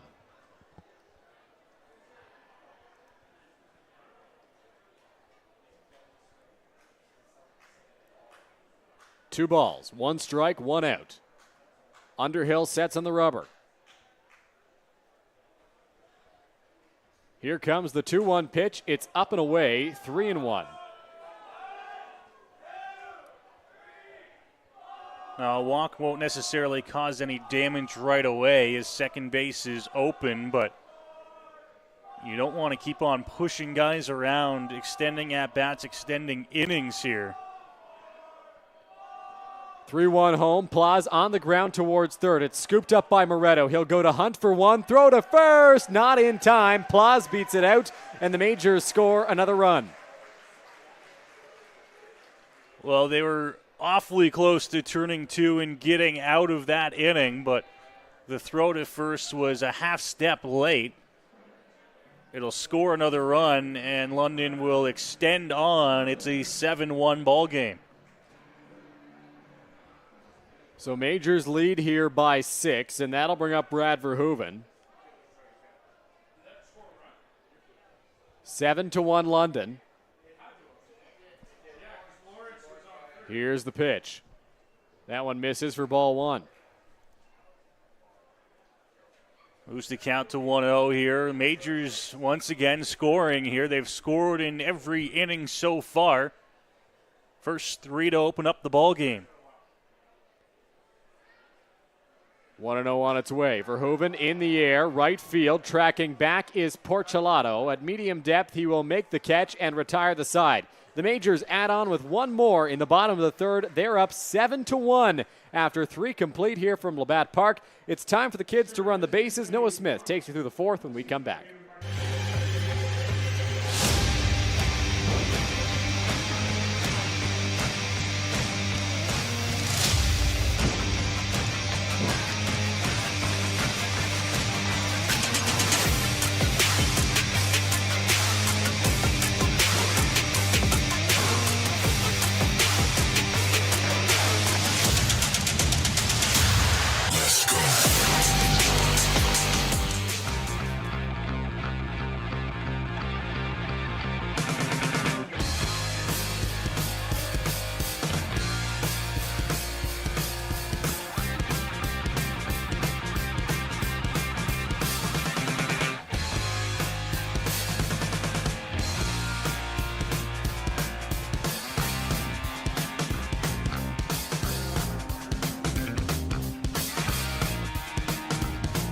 When you need a night out, Throw London is on point. With an atmosphere that's a cut above, Throw London brings together the best in knife throwing, axe throwing, and darts. So it's the perfect spot for a date night, night out with friends, leagues, and team building for the office. You've got to be 13 or older to throw pointy objects and 19 plus to enjoy their fully licensed offerings. It's the best spot in London for some fun with an edge. London's original knife throwing. Check them out at 2190 Dundas Street East and online at ithrow.ca. That's ITHROW.ca. Hello, my name is Jim Miller with Brothers in One Store. Come along with me on a virtual tour to take a look at our amazing products and services that we're able to provide to you to help you with your recreation needs.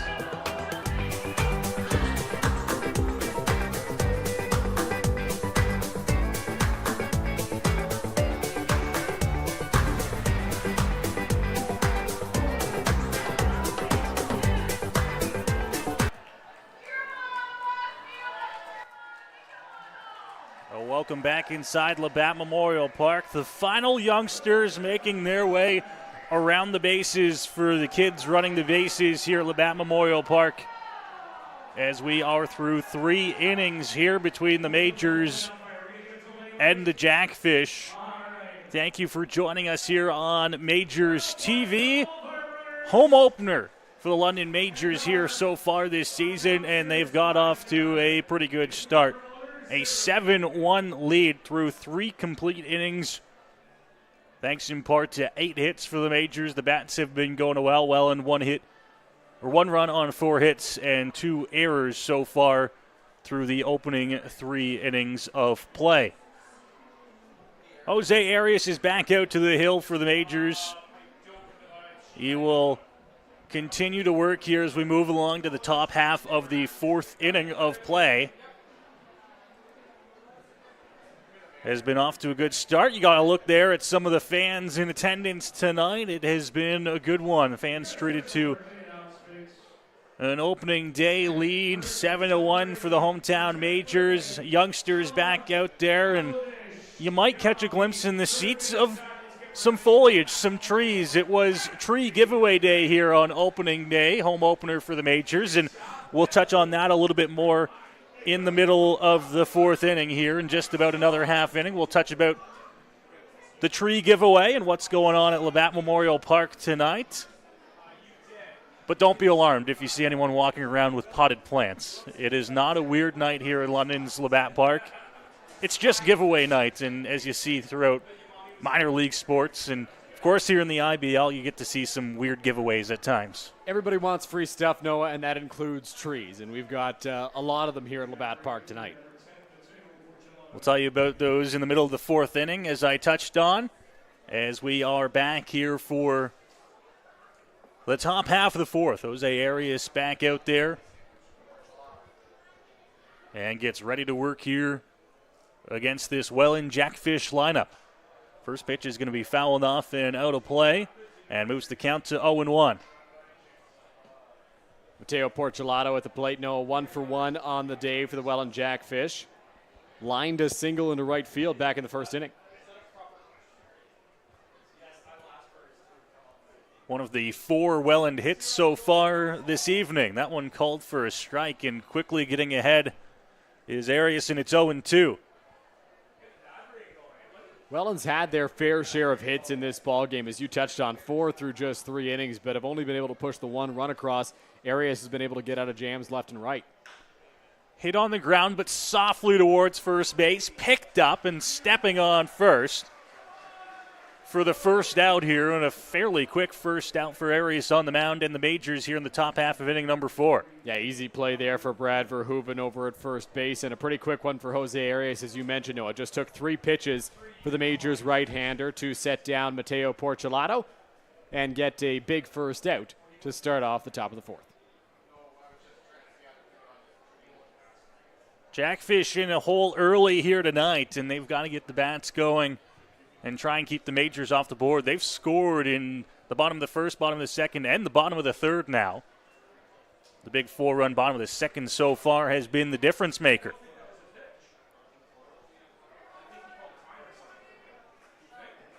Ready is Arias. That one on the outside edge for a strike. Arias pitching to his former battery mate here in Robert Mullen. Mullen struck out swinging to end the first inning. Arias seemed to have no trouble pitching against somebody that used to catch him, despite, of course, the fact that Mullen knows what Arias offers in his repertoire.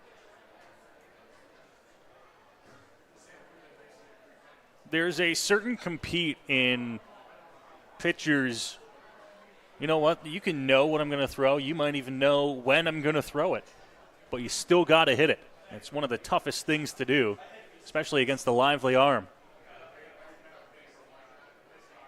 2-1 count ready here, and that one's going to skip its way towards the backstop. Perhaps because it's a little cooler here tonight, but Jose Arias has had a hard time every once in a while gripping his pitches, whether it's a curveball that doesn't quite break enough or a fastball like that one that just gets spiked into the dirt. I think because it's a little chillier than what we're used to here at the Forks of the Thames. It's early in the season still. Arias having a bit of a hard time with his grips. Swing and a miss on a fastball up in the zone, and it moves the count full to 3-2. That might have been the hardest fastball we've seen from Jose Arias up to this point in the ballgame. That was pitch number 43 for the Majors right-hander, and it had plenty of heat on it as Mullen swung through it. Ready here on the 3-2. Arias, the right-hander, kicks, delivers, and that one's going to be fouled back into the screen behind home plate. Even though Mullen struck out in his first trip to the plate, he's certainly put up good at-bats both times that he's come up. He got to a 3-0 count back in the first inning before Arias was able to retire him. Here, it's a full count once again. It wasn't quite 3-0. It got to 3-1. Mullen always going to be a tough task at the plate, even if he doesn't get on base.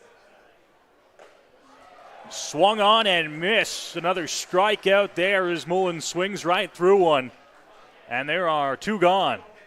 Mullen made Arias throw a lot of pitches, but in the end, it's that high, hard fastball that Jose Arias employed in the first inning to strike out Robert Mullen that he then goes back to here in the top of the fourth and gets the exact same result. When he's got that pitch working, it's such a huge weapon for him because of the amount of velocity that he's able to bring.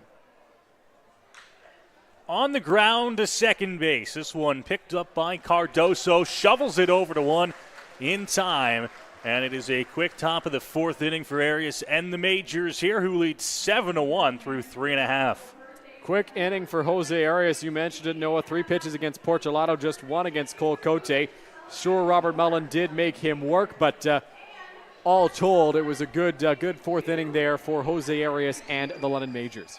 So the Majors will get ready to head to the bats here in the bottom of the fourth inning. Dylan, we've been teasing it all night long. It is tree giveaway day here at Labatt Memorial Park tonight. Here's a look at some of the fans walking in here today with their new foliage. They're going to take those home and have a chance to, well, plant some trees. It's exciting. It's exciting to have a new friend to take home. We got our share. Who are those guys? Look at that. Who are those guys? Now, for those of you who don't know, congratulations, Noah, on buying a new house. Noah's recently purchased a new house, and he's got 2 new trees to plant in his new abode, and lots of Majors fans enjoying the nature and the added foliage here tonight. Are those guys planting trees out there? I don't think they are. I think they're trying to break out. We'll see if Cal can put a shot of the booth up here for us here, Cal, if you can put us on camera. Me and Dylan went down there. Of course, it is tree giveaway day, and we were able to pick up a couple of trees for ourselves. Dylan, I went with the sugar maple, and this looks like a pretty nice tree, I must say. What'd you go with? It does. So you've got maple over here. I've got willow, if we're naming our trees. Yep. I went, with this big willow. Now, I thought I was getting a really, really big tree when I was getting this willow, but I learned that yours is going to grow to be like 3 times as tall as mine. Yeah, where'd my fact sheet go, Dylan? They handed out fact sheets with every single one I think of yours the trees. blew away. Did mine blow away in the wind? The sugar maple is going to grow to be up to 115 feet tall. So it may look small, but this is a mighty tree. Well, let me tell you a little bit about my willow, otherwise known as a Salix discolor. Okay, we're getting fancy here. Yeah, so give the folks a little bit of a better look here. Thank you, Noah. There are fuzzy catkins that grow late in the winter, signaling the arrival of spring on these trees. So I'm going to know when spring's coming before anybody else is going to know. You'll know when baseball season has arrived. Exactly. They're also, I don't know this word, Noah. I don't know if you can help me out. Dioecious, meaning they're both male plants and female plants. So very interesting facts about our willows here at Labatt Park. Lots of trees thanks to Reforest London. Great initiative handing some trees out here for fans to enjoy. We are ready to go back to the action here in the bottom of the fourth inning as that one is fouled off down the third base line. Oh, Dylan, I found my sugar maple factory. 115. It's a relatively slow-growing tree, but I tell you, you're going to be coming for some pancakes and some fresh maple syrup in about 25 years, 30 years' time. That one will miss off the plate, move the count to 1-1.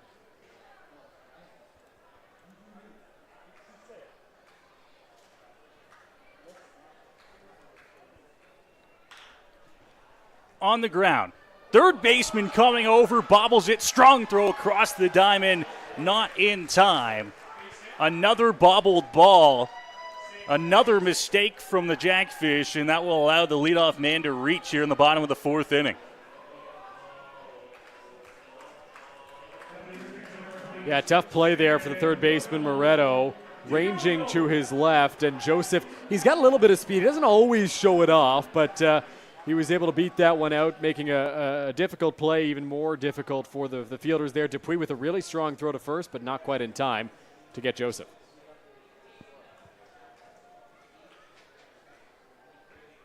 So Deolio will come to the plate here for London. Leadoff man aboard. And that pitch will miss upstairs, move the count to 1-0.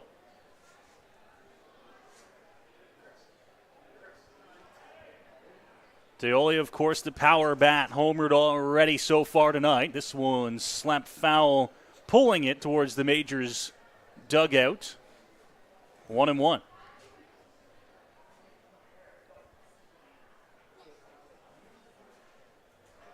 Leadoff man aboard.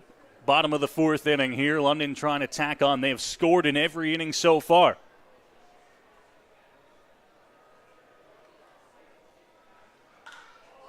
belted down the line in left field. It's got the distance if it stays fair, but it hooks foul. Deolio got all of that one, but couldn't keep it around the pole and keep it fair. Deolio nearly had his second home run of the ball game. Gave that one a long, long ride to left field. But like you mentioned, Noah, it just does hook foul and keeps this a 7-1 ball game. 1-2. Joseph leads off at first base, and stepping off is Underhill.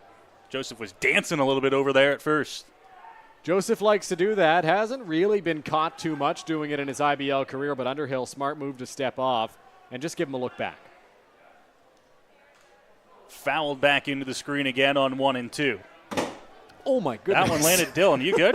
Yeah, I'm all right. That one landed right over top of us. We're good for one a here. year. We're good for one a year. That one landed right on top of us in the booth. Noah, you missed it. In the second exhibition game, I was explaining to Justin that I've developed a reputation of getting scared by foul balls, and sure enough, comes back to bite me in game one of the season. Slapped the other way. This one certainly will get out over top of the seats and out of play. Count stays at 1-2 here on Deolio. 7-1, Majors leading here. Dylan, I just want to say I did not flinch one bit. That one landed right over top of us, and it got you. You like to mention that, Noah. You never flinch, right? You're always stoic. You got to know it's coming. Come on. You got to know it's on its way. Normally I do, but that one I didn't. That one I thought was way over us, and it was absolutely not.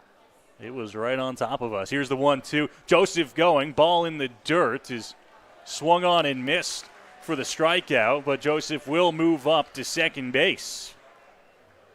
Joseph will pick up an extra 90 feet and get himself into scoring position here for the Majors. Smart play running on that pitch, knowing full well that it was likely going to be a breaking ball. That's exactly what Deolio got. And he came up empty on the swing. Now, Noah, you're an umpire. I'm not. So a question for you. On that play, could Deolio have run to first because Joseph vacated first base, or is it still technically occupied? It is the last legally occupied base, and Joseph was still legally occupying first base, so he cannot make the move down to one on a drop third strike. Missing outside to Reichstein. Count moves to 1-0 here to start this at-bat. Runner in scoring position now with one out. Reichstein still searching for his first official at-bat of this game. He's walked twice. We'll ground this one softly over towards first. One last hop there and into the glove of Barrett. He'll step on first base, and there are two gone. Easy play there for Grayson Barrett. The one thing with that play that can be tough is you're waiting on it so much. If it takes one tricky hop, all of a sudden you're screwed. But luckily, Barrett took his time there, was able to corral it nicely, and just trot on over to first to record the easy out. Cleveland Brownlee will step to the plate now for London. Runner at third, 90 feet away from scoring, but with two outs here in the bottom of the fourth.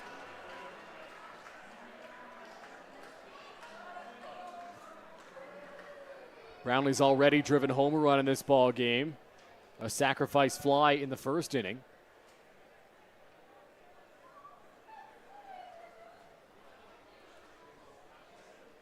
Quick stoppage here.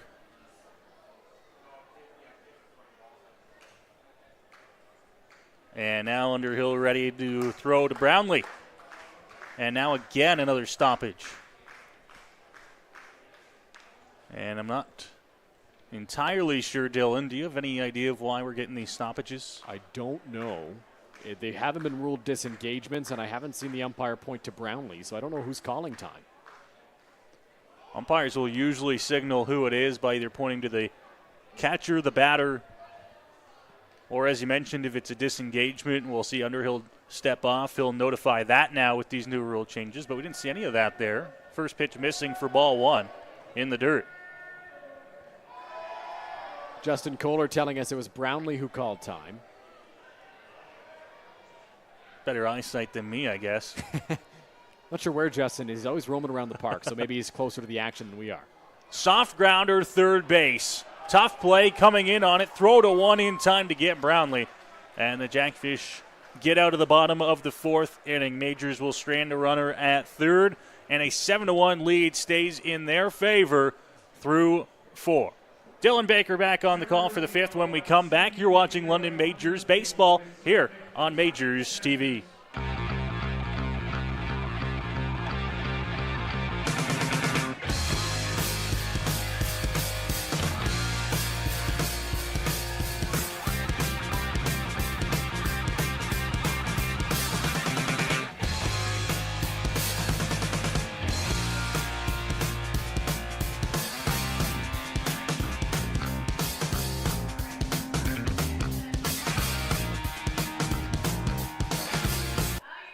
To be the best, you've got to bring performance from every second. The game is getting faster every season. So Rawlings made a time machine to help you keep up. Introducing the all-new Velo ACP. It's light, it's balanced, so you can pick your pitch. Drive the ball with maximum exit velocity. The game's gotten faster. Your bat has too. Hello, my name is Jim Miller with Miller's in One Store. Come along with me on a virtual tour to take a look at our amazing products and services that we're able to provide to you to help you with your recreation needs.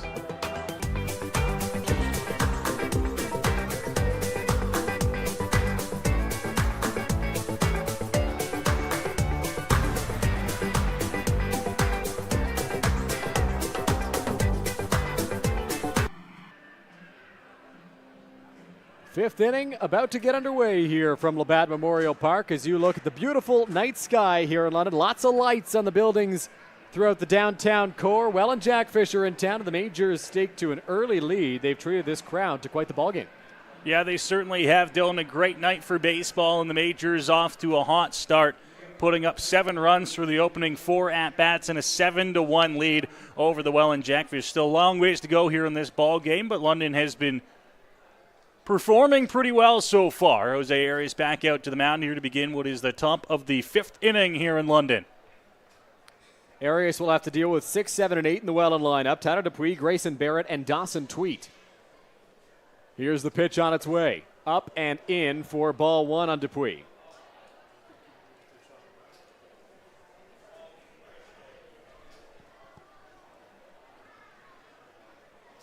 Quickly back into the windup goes Arias. That one misses in pretty much an identical spot there, and it's 2-0.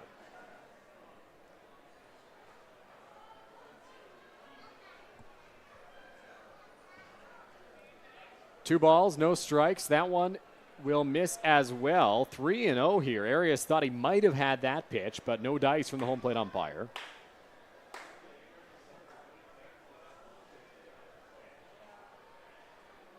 .3-0 home. That's in there for a strike from Jose Arias. 3-1. Dupuis taking all the way, just trying to get on base right now for Welland. Trying to find any way on to start this 5th inning. That one's off the plate outside for ball 4. So the Welland Jackfish have a leadoff base runner. Arias not able to find the strike zone there. And Dupuis will reach. We'd like to take this opportunity to remind you to subscribe to the London Majors on our YouTube channel. Follow us on all social media at London Majors. But if you're watching and you're not subscribed to the Majors, please subscribe, like this video. I feel like I'm a real content creator when I say these things, Noah. Like and subscribe down below, please, and thank you. Comment in the chat. Stay engaged. Yeah, we've seen people from Great Britain, Japan, Dominican Republic tonight in our chat. That one's off the plate outside to Grayson Barrett for ball 1. It's always fun to see who is tuning in, who is watching any given game. Fans and oftentimes family who are tuning in from great distances. Well, and if they're cheering on the Majors tonight, they've had a lot to cheer for. Big swing and a miss there by Barrett. But, yeah, you mentioned it, Noah. Majors fans have certainly been happy with the results that they've seen from their team so far. Majors leading by 6.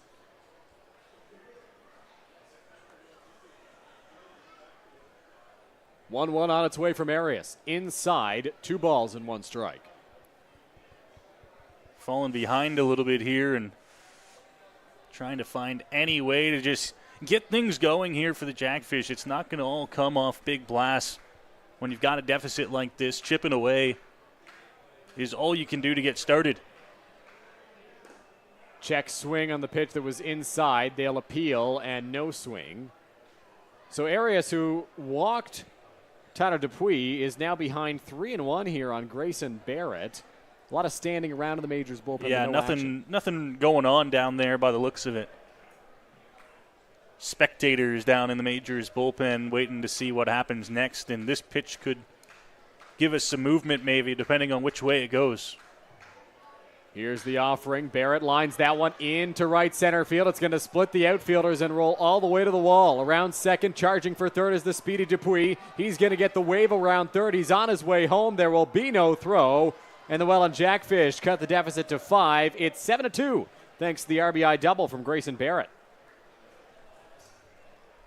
Well, I mentioned how that next pitch might get some movement for the Majors down in the bullpen. I was thinking maybe it would miss for ball 4, but that double down into the right center field gap scores a run and keeps the Jackfish rolling here. Still a runner in scoring position here in the top of the 5th. Nobody out.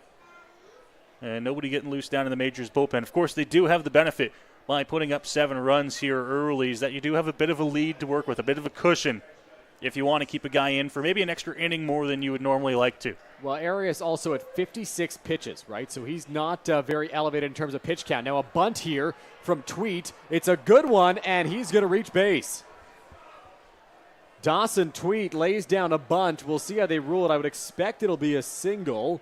It moves the runner up to third. That is a tough play. Yeah, that is a tough play to make for Arias coming off the mound. You almost have to field it perfectly. And if he fields that perfectly, I still don't know if a perfect throw gets him. Maybe if everything goes 100% right, but that was a bunt in a good spot. Arias got off the mound, I thought, in my opinion, a little bit slow. Bunt maybe catching him by surprise here in this situation, but it puts the Jackfish with runners at first and third. Nobody out here in the top of the 5th. So they're on the corners. Grayson Barrett at third. Dawson Tweet over at first. Ethan Hunt at the plate, the number 9 hitter. Hunt is 0 for 1. Struck out swinging in his last trip. First pitch from Arias. Great breaking ball there. 0-1.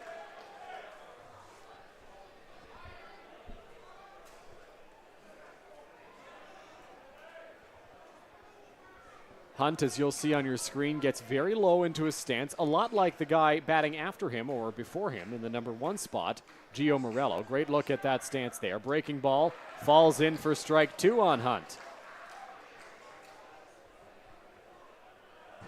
No action in either bullpen right now, so it looks like Brand Underhill will see another inning for the Welland Jackfish.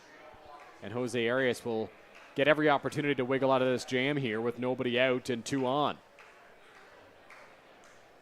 0-2 on its way. Breaking ball, checked his swing. Did he go? No, says the first base umpire, and it's 1-2. I like where they went with that 0-2 pitch. Didn't get the chase like they wanted to, but it was in the right spot. Count moves to 1-2 now here. Still nobody out, trying to find that first out of the inning. 1 ball, 2 strikes. Here's the offering on its way. In the dirt, no bite from Hunt, and the runner over at first base, Tweet, will not move up.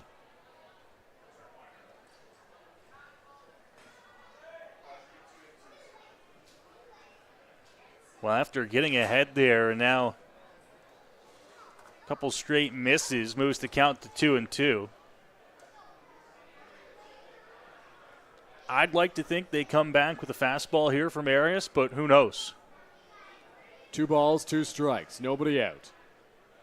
Delivery on its way from Arias, well off the plate outside with the fastball. Count runs full now.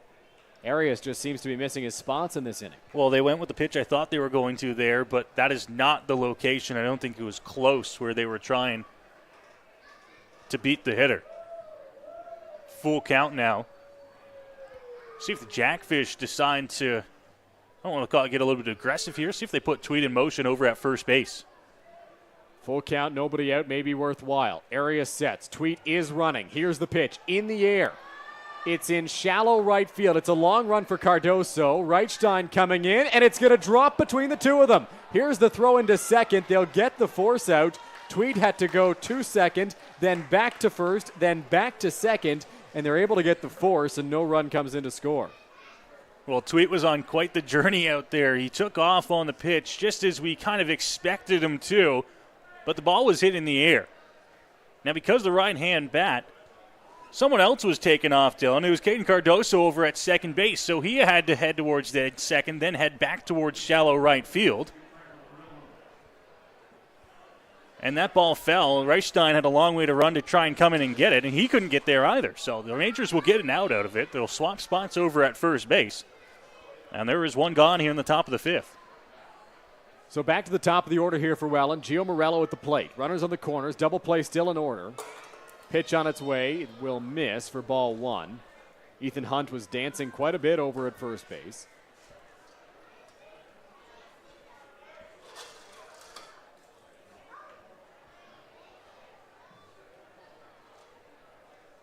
Arias sets on the rubber.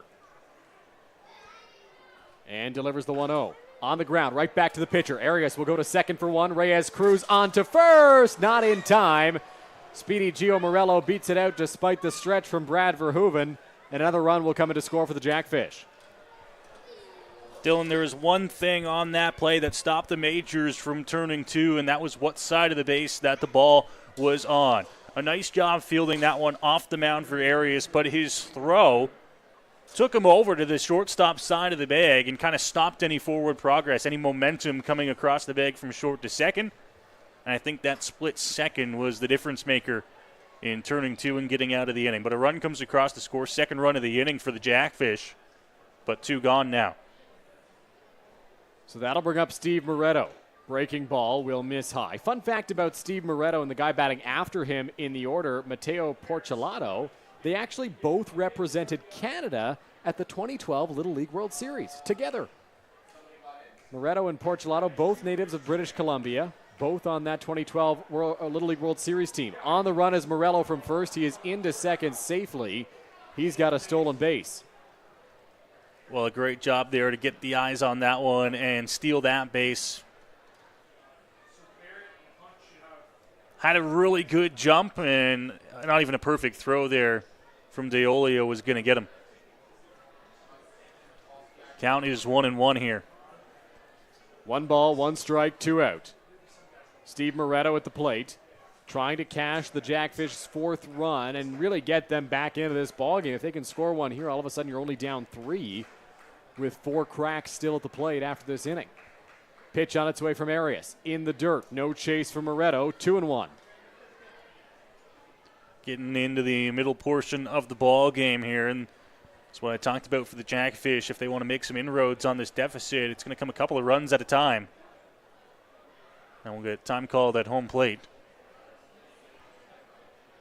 Noah, still no update on that game at Arnold Anderson Stadium between the Barnstormers and the Red Sox. Looks to still be in a delay. I don't believe they've called it yet, but we'll try to update you as that progresses. Morello takes off for third. Breaking ball in there for a strike, and DeOlio has no shot, so Gianfranco Morello gets himself into third base with a couple of stolen bases there. Speed really paying off there again. And moving up to be within 90 feet of scoring here. Count moves to 2-2. So Arias can focus on the batter and try and get out of this one. 2 balls, 2 strikes, 2 out. Arias sets on the rubber. And delivers here. Hit hard towards shortstop. It's past the dive of Reyes Cruz into left field. It will score Morello with ease. And it's a 7-4 ball game. Chipping away here, and the Jackfish have made this a tight one once more. That was going to be a tough play no matter what, and I think Reyes Cruz slipped a little bit when he made the move to his right. Couldn't come up with it, ripped into left field, and now it is a 7-4 game, as you mentioned. Eduardo DeOlio goes out to speak with his pitcher, Jose Arias, there trying to calm him down. 3-run ball game in this top of the 5th inning. This thing is far from over. Matteo Porcelato into the batter's box. Steve Moretto over at first base. A little bit of action here in the Majors bullpen. Looks to me, Noah, like Victor Payano has gotten up. That one is skied in the air by Porcelato. It is on the infield. Reyes Cruz seems to have a bead on it, and he's got it. to retire the side, but not before the Welland Jackfish strike for 3 in the top of the 5th inning. They've made this one close. It's 7-4 as we're halfway through this one. Well, there is a big inning. That's what the Jackfish needed to try and turn around this game a little bit for them, being outscored 7-1 in the game's opening 4 innings. They put up 3. And funny how that changes things, Dylan. It's now a 7-4 game. They're right back in this thing here as we head to the bottom of the 5th inning. Yeah, it looked to me there, Noah, like Roop Chanderdat gave Jose Arias a handshake that Arias did not want to accept, but he did. So we may see Victor Payano come in for the 6th, but we'll get to that when we have a chance to do so as you get a look at Arias and DeOlio in the dugout thanks to our Game Day London mobile camera. Well, Dylan, you were looking for an update on the game in Brantford. I've pulled up the stream once again, which seems to be the only way I can get a good update here, and is still showing a rain delay. There are still some players on the field. Looks like maybe some stretching and some warming up going. I don't know how late they would wait to get that game underway. It is now, 20 after 9 here. The game is an hour and 20 minutes after the scheduled start time. They did not throw a pitch by the looks of it. Scoreboard showing top of the 1st with nobody out. So, yeah, certainly still in a delay over there in Brantford. And we'll see if that game gets in. No, at this point in time, I'm not overly optimistic that it will get played. But they're certainly holding out hope in Brantford. The Barnstormers, I'm sure, want to get their first game in at all costs. They're willing to wait as long as it takes to play their first game in franchise history. But they've got to realize that tomorrow they're at home for their home opener. They are. Dylan, you know what? That reminds me, the Welland Jackfish, when they made the move to Welland, how many games in a row did they get canceled before they played that first game? I think it was 2 or 3 rainouts before the Jackfish were able to play their first game in franchise history. They beat the London Majors at home on that day. That was the Majors, I think, 4th game of the regular season by the time Welland got their first game in due to some rain. So the Welland Jackfish certainly know how the Chatham Barnstormers might feel right now. Still waiting to throw that first pitch in franchise history. It is 7-4 here, London, as we are ready to go in the bottom of the 5th inning. Caden Cardoso will dig into the batter's box. Here's the pitch from Underhill. It's off the plate outside. Both offenses have put the pitching through thick and thin here at Labatt Memorial Park, and that gives me a good opportunity to say thank you to Through Thick and Thin Pizza, our sponsor, feeding our crew every game. Caden Cardoso lines that one into right field. Headlong dive, Porcelato. It's off his glove and down for a base hit. That ball was hit pretty hard to right field. It was going to be a tough play. Got there in time, but hopped off the glove on the dive. And Cardoso is aboard with a base hit to kick off the bottom of the 5th inning here for London. So Cardoso reaches, and now Drew Lawrence will step up to the plate. 0 for 2 on the day. Cardoso not an overly big speed threat over at first. Pitch from Underhill on its way inside to Lawrence. No, a credit to Brandon Underhill. That was his 54th pitch of this game. He struggled to start off his outing. He allowed home runs to Starling Joseph and Eduardo DeOlio back-to-back. He walked Byron Reichstein, but then has settled right in and hasn't allowed a run since. They needed him to get some innings under his belt and to really help them here as this one's ripped into right field. Hit and run on and works to perfection. Drew Lawrence sends that one into right field. Caden Cardoso gets into third base, and the Majors have runners on the corners with nobody out. Correction to my Underhill stat, he's allowed 1 run since that inning. There was 1 that he allowed in the 3rd, but since then he's been scoreless. Although the Majors are pressing here with Reyes Cruz stepping into the batter's box and runners on the corners with nobody out. Well, after giving up 3 runs in the top half of the inning, here's a shot at the London Majors bullpen, as we mentioned. Payano getting loose, and this is going to be another trip to the hill for Brian Essery, it looks like, in the Welland Jackfish. With the bottom of the 5th off to a not as nice start for the Jackfish. First 2 runners reaching on base hits.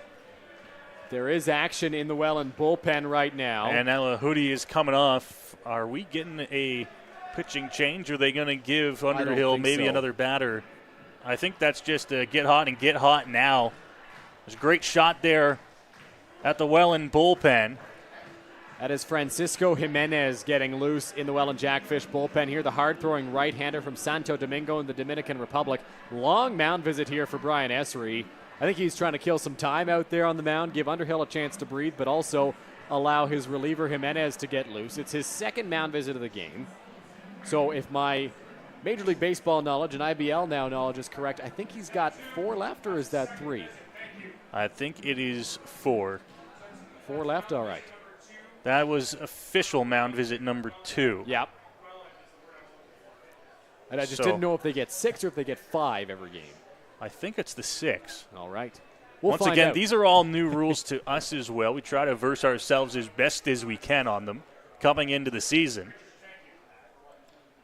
First pitch to Tommy Reyes Cruz is off the plate outside for ball 1. A lot of new rules. IBL trying to keep up with even Major League Baseball and some of the other affiliated leagues in terms of what rules they are following and keep it somewhat consistent around the professional baseball scene. And, of course, in the process, try and speed up some of their games. 2-0 here, the count on Tommy Reyes Cruz. The pitch is in there for a strike. It is 2-1.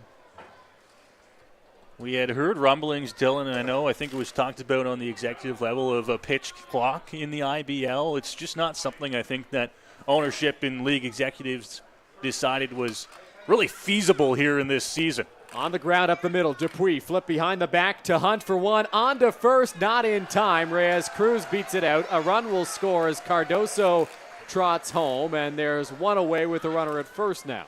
That was a really good turn on a tough ball to turn 2 on, coming just off to the second base side of the bag. Run was going to come across the score anyways, but the Majors will get to keep the runner at first, now 1 gone. And they get one of those runs scored in the top of the 5th back here in the bottom half. Big run there for the Majors, and that'll bring up Victor Plaz. London now up 8-4 here. Reyes Cruz takes the lead off of first. Plaz ready in the batter's box. Here's the offering on its way. It will miss up and away to Plaz for ball 1. The warm-up pitches down in the bullpen have slowed a little bit here. Jimenez might be ready. Underhill maybe trying to roll one more double play ball here. We'll see what he's able to do. They've got Verhoeven on deck, the Majors do, and then the heart of the order after that. That one on the ground foul. No, I'm not a betting man, but if I were, I would expect that Jimenez would come in to face Joseph should the inning get extended to that point. That's what we would think. Underhill has done a great job at getting a good chunk of this ball game complete for the Jackfish that started out really poorly. 2 runs in the first, 4 in the second for London. Here's the offering on its way. Plaz swings and misses. Delayed steal from Reyes Cruz, and he is out by a wide margin. Might have been a hit and run there, Noah. The bit of an emergency hack from Plaz. Not sure what happened, but Reyes Cruz was out by a long shot. He sure was. I don't know if that was a blown hit and run or not, but it does go to show one thing, Dylan. That's what happens when a catcher, a pitcher, and either the second baseman or the shortstop are all doing their job to perfection. Tic-tac-toe, if you want to do a hockey reference there. 1, 2, 3, and as easy as that for the throw out, as that one's fouled off and out of play. Plaz behind in the count here, 1-2, now with nobody on base. After the inning looked promising for multiple runs, all of a sudden, nobody on for Plaz here. 1-2, 2 out. Here's the pitch. Breaking ball, Plaz hits that one into the hole. Sliding stop, Dupuis spinning, throwing to first, in time to get him. What a play by Tyler Dupuis, the Jackfish shortstop. And that will end the bottom of the 5th inning. Majors get one back. They're up 4. It is 8-4 from the Forks of the Thames here on Majors TV.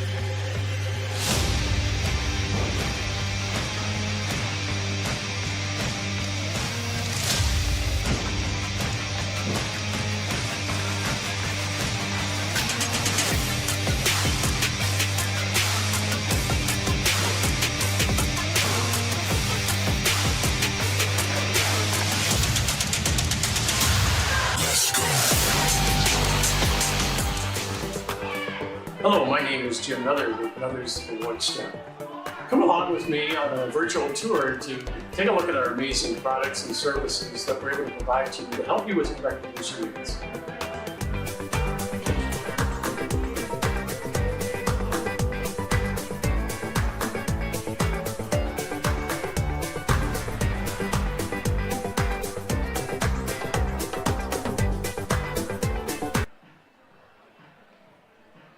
Back now at Labatt Memorial Park, Victor Payano taking over for the London Majors. The big lefty who got the start in Toronto on Sunday pitched 4 2/3 innings, allowed 5 hits, 3 runs, only one of them earned, 5 strikeouts and 3 walks. The big lefty, as you see him on your screen there from our Game Day London mobile camera. Payano spent time in the minor leagues, reaching all the way up to AAA with the Texas Rangers, Miami Marlins, and Cincinnati Reds organizations. Pitched in 236 minor league games, 130 of which were starts, went 41 and 47 with a 4.67 earned run average in over 750 minor league innings pitched. So Victor Payano, no shortage of professional experience for the Majors' big lefty. He'll be caught by Deolio. No changes defensively for the London Majors, who were unable to push more runs across in that inning. They only scored the 1. They got 1 back, but with the way the inning started so promisingly, 2 runners on, nobody out. Majors would have liked to have cashed a few more. Unable to do so here as Payano gets set with his last warm-up pitch of this inning.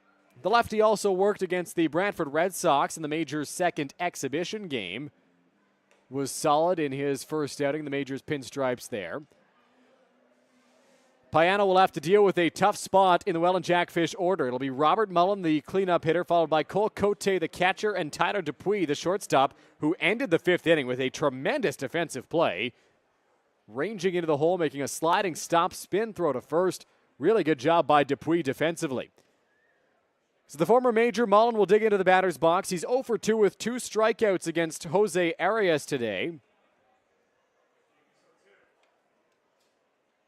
The big lefty readies on the rubber and delivers. First pitch is well high to Mullen for ball 1.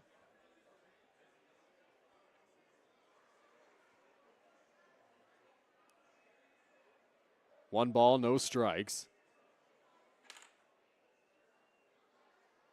Payano sets and deals. Cut on and missed. 1-1.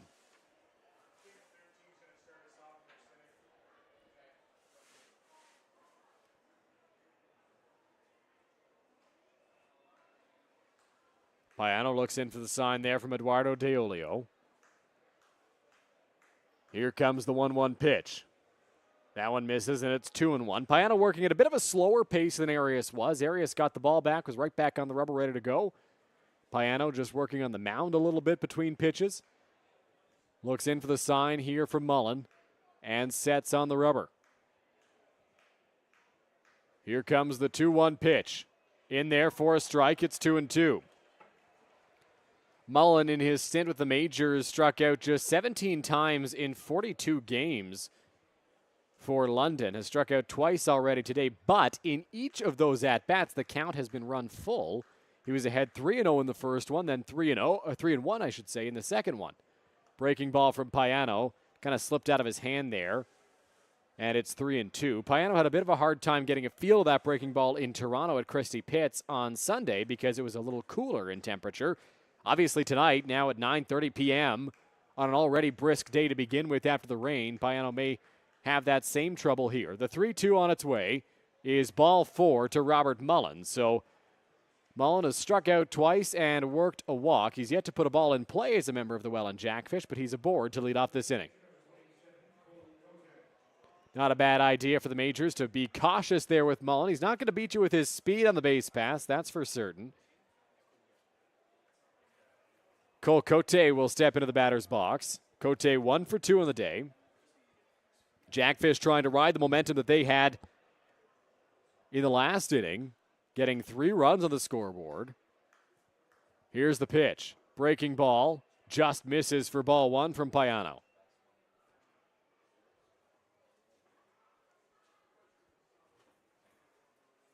Payano taking his time to get reset, trying to find the strike zone once again. Cote doubled to deep right field. earlier in this contest. Here's the pitch on its way. That one misses high, and it's 2-0. Payano has thrown 8 pitches up to this point. 2 of them have been strikes. Not a great ratio to start off the appearance, but a lot of room to try and work back into it here, down 2-0 in this at-bat. 2 balls, no strikes. Nobody out. Here's the pitch. In there for a strike, and it's 2-1. Well, good job to work back into it there with that pitch. Just got to keep working here.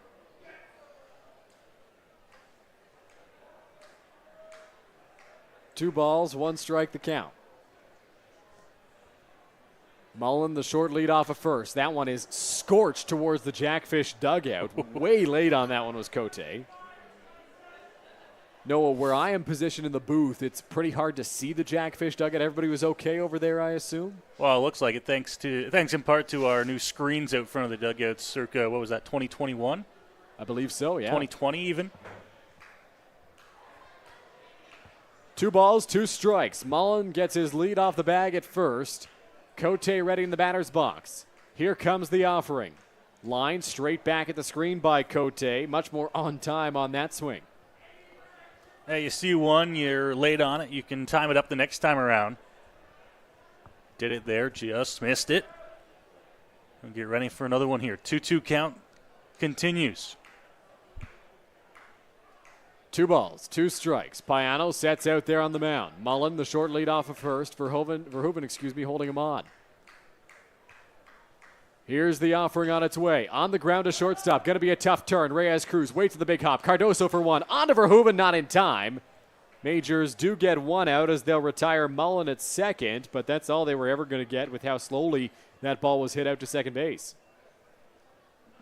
Those ones are always tough to turn because you have to charge it right away. And then, of course, you're coming in on a ball. It's tough to turn it anyway. So they get the lead runner. That's most important, and they'll work with 1 out here now. So Tyler Dupuis will step into the batter's box for the Welland Jackfish here. Dupuis 1 for 1 on the day. First pitch from Payano. Breaking ball, that one floats in there for a strike. It's 0-1. If he can start more at bats that way, it'll be a lot easier to settle in.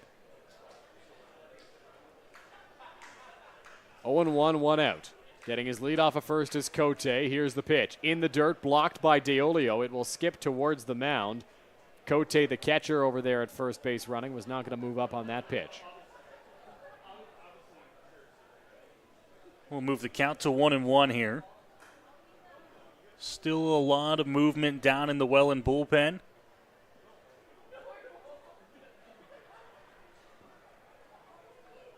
And time called here. I think I figured out what's going on with time. I think it's the bullpen in right field, the Welland bullpen. The balls are just getting past the catchers and down the line. The way it's angled here at Labatt Park to anything that gets past the catcher is going to end up in the corner of right field up against the wall. That one's high, and it's 2-1. Good on the home plate umpire catching that so quickly every time. He's been right on it. Catching that out of the corner of the eye.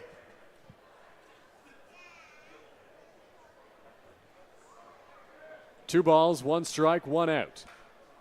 Victor Payano ready's on the rubber. He'll peek back over at first. Offering on its way, cut on and missed there by Dupuis, and it's 2-2. I think those are the types of pitches that he will have success on. Get guys to chase on the healthy fastball. He's just got to find the zone. Sometimes it takes a little bit to settle in. 2-2, 1 out. Payano ready's on the rubber, peeks over at first base. And delivers. Missing high, 3-2. In danger of walking and putting runners at first and second now, though. Payano still under 50% strikes, 8 strikes on 17 pitches. Cote, not an overly big lead at first. Takes an extra step. Not running on the 3-2. That one on the ground towards third. Big hop on Plaus. He'll go to Cardoso for one. On to Verhoeven at first. It is in time to get him. The Majors turn 2, and Victor Payano wiggles his way out of the 6th inning unscathed. Well, that was the double play ball they needed. Actually ended up taking a pretty decent hop over at third base, but a good recovery to be able to get the double play ball, and a fantastic job there to get out of the inning and bring us to the bottom half of the 6th inning. It looks like we are ready once again for Justin down at field level. Justin? So let's talk a little bit about left fielder Starling Joseph, who actually hit the second of the back-to-back homers earlier in this game. Clearly, he has a lot of offensive potential. Last year, he had 304, had 10 homers, and actually hit the second most extra base hits across the league, and was actually named a second-team All-Star as well. But all of that being said, GM and co-owner Roop Chanderdad actually says that some of his favorite qualities about Starling are what comes off the field in his leadership capabilities. And he says he hopes that Starling's actually able to jump into that full leadership position going forward into this year. And Starling says that London has definitely become a second home for him, and as one of the fan favorites in the audience, can definitely tell from a fan perspective. And so let's send it back up to Noah and Dylan in the game day press box to continue with the rest of the game. Justin, thank you. Here at Labatt Memorial Park, we've got a pitching change. Francisco Jimenez takes over on the rubber. We'll get details on him after this. His pitching change brought to you by Throw London, London's original knife throwing.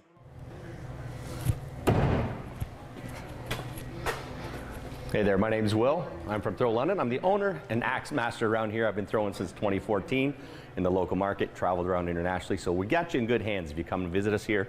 We do axes, we do knives. We have darts here, and you can get yourself a cold beverage. So come on down to Throw London with some friends, co-workers, family, and we'll set you up, get you throwing. Back now at Labatt Memorial Park, Francisco Jimenez will take over on the rubber for the Welland Jackfish here. Jimenez, lots of experience in pro ball for Welland, or pardon me, across the minor leagues, I should say, with the Baltimore Orioles organization, reached AAA.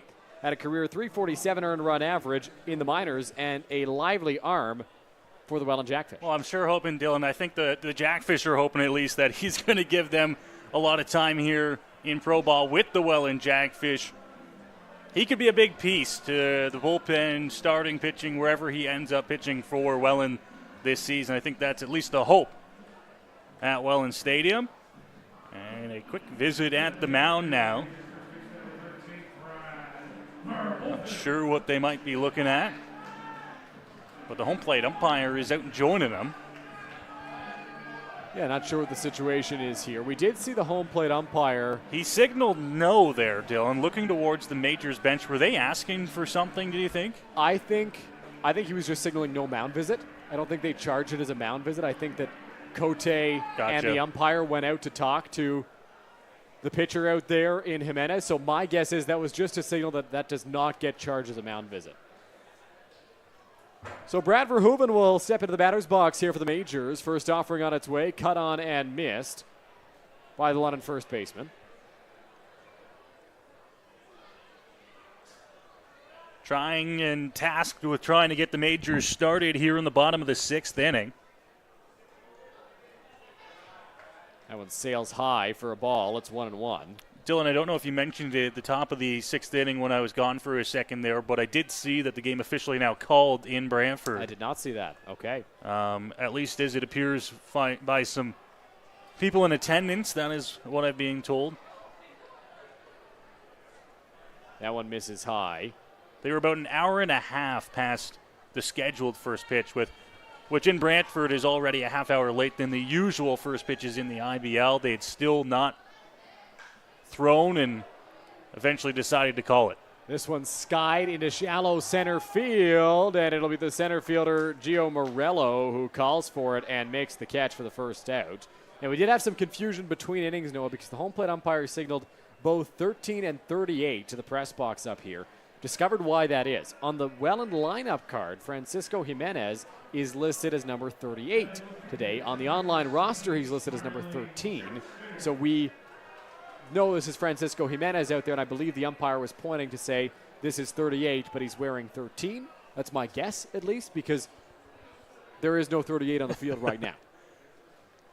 But he was on the lineup card correct as 13. No, he was on the lineup card as 38. Interesting. Starling Joseph into the batter's box. That one off the plate outside for ball 1. There is nobody on the Welland lineup card who's listed as number 13. Now, I know the IBL in the past, Dylan, and I'm not going to try to pretend to be a rules expert. I know they've been pretty lenient in that fact. It's a working man's league. Sometimes jerseys get left behind on road trips. They understand that. Sometimes guys are wearing different uniform numbers than what they're listed as. So it's possible they didn't think they had Jimenez as number 13 because that's what he's listed as wearing on the Welland Jackfish website. But he is wearing it right now as Joseph swings and misses there. It's 2-1.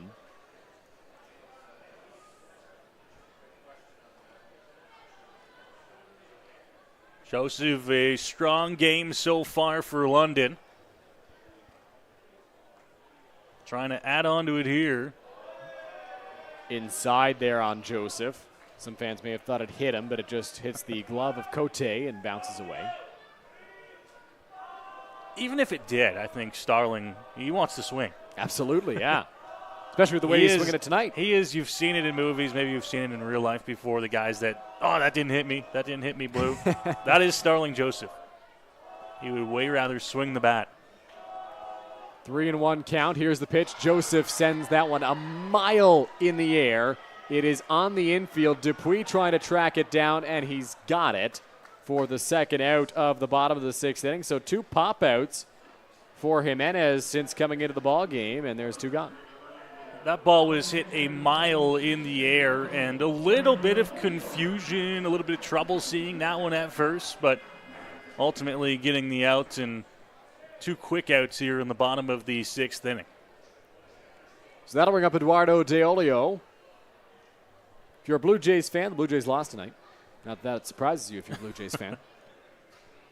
Pitch to Deolio, cut on and missed, 0-1. So this game ends up being the only one in the IBL on the slate today, with the other 2 being postponed due to inclement weather. And mentioned it earlier, the storm that was here in London this morning just went directly to Brantford and Hamilton. That one goes high. If you looked at the radar, that was the exact path it was moving on, and it just happened to dry up here enough for this game to get played. You know, Dylan, I don't want to claim that we're meteorologists or anything, but we looked at the Weather Network today. We saw what it was going to do, and that was maybe a prediction or 2 in the group chat about what might happen in the IBL with the slate of games tonight. Noah, I'm confident enough to say that we're meteorologists. I think you were on the cancellations. Yeah. I one time had a bet with Eric Collins up here in the booth about if it was going to rain before the game. I won that, so I'm kind of a meteorologist of sorts, you know. 2-1 the count here on Deolio. Swing and a miss, and Deolio, my goodness, came out of his shoes on that swing. It happens from time to time, big cuts like that. It was the count to 2-2. 2 balls, 2 strikes, 2 out. The home plate umpire and the catcher going to let Deolio regroup and catch his breath here. Deolio rocking the low socks in today's game. Here's the pitch. Swing and a miss, strike 3. The catcher, Cote, will apply the tag, and the side is retired. So it's a clean first inning of work as a Welland Jackfish for Francisco Jimenez. And we're through 6 completed. Labatt Park Majors lead 8-4.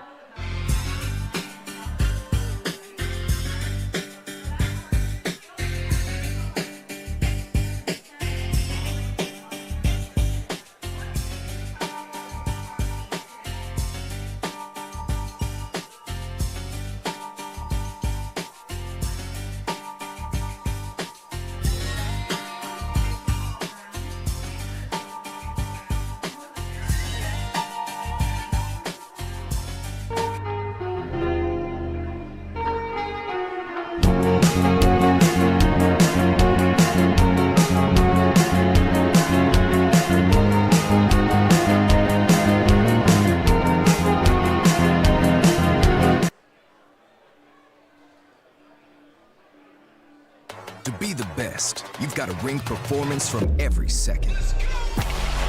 The game is getting faster every season. So Rawlings made the time machine to help you keep up. Introducing the all-new Velo ACP. It's light, it's balanced, so you can pick your pitch and drive the ball with maximum exit velocity. The game's gotten faster. Your bat has too. Back now at Labatt Park, Majors leading 8-4 here in the 7th inning. Then they go to Brantford on Sunday before traveling to Chatham for the first time on Tuesday. And then they're right back at Labatt Park on Friday, Noah.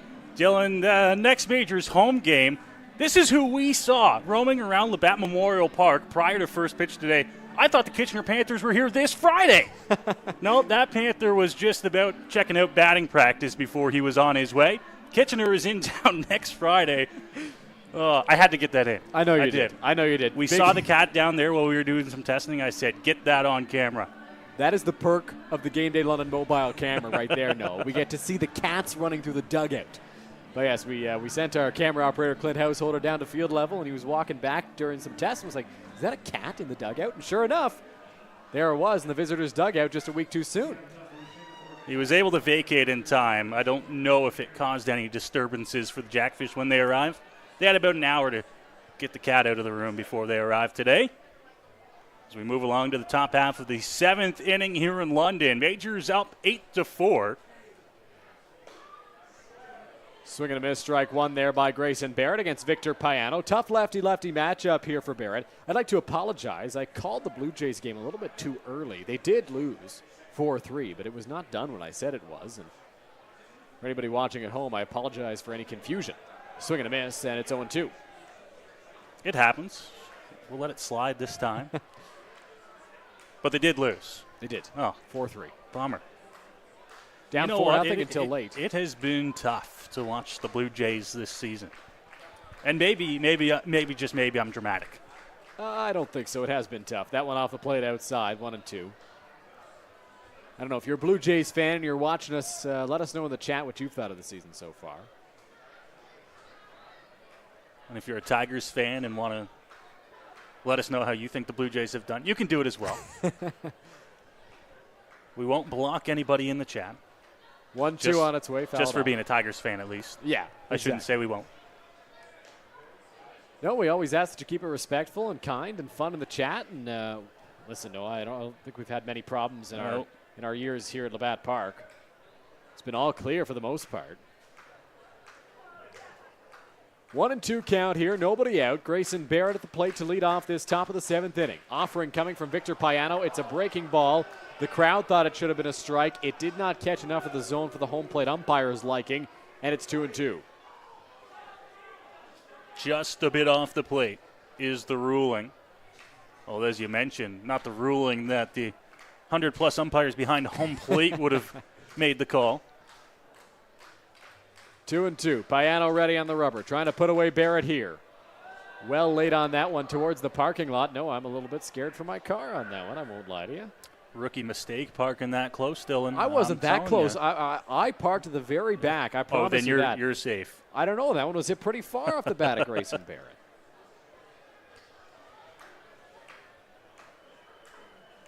Can't afford any damage to the vehicle. 2-2. I hear you. 2-2, nobody out. Barrett ready in the box. Here's the pitch. That one lined straight back towards the press box here. Fouled off. The Game Day London press box, I should mention.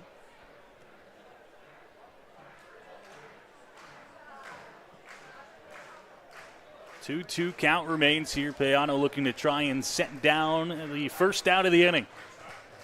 Majors have a 4-run lead now, 8-4. Payano kicks and delivers the breaking ball. That one doesn't get the zone either, and it's 3-2. So a lot of late movement there on that one. A lot of late movement on the last one, too, but neither really caught the zone. I think I'm in agreement on both calls with the home plate umpire from up here at least. Looked like both missed high, probably, to Barrett.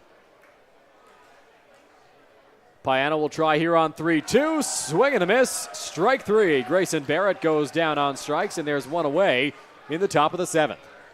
Came right back at him there, challenged him with the fastball and got him to swing right through it. And a big first out to start the top half of the 7th inning. So one away, and Dawson Tweet will step into the batter's box. Tweet is 1 for 2.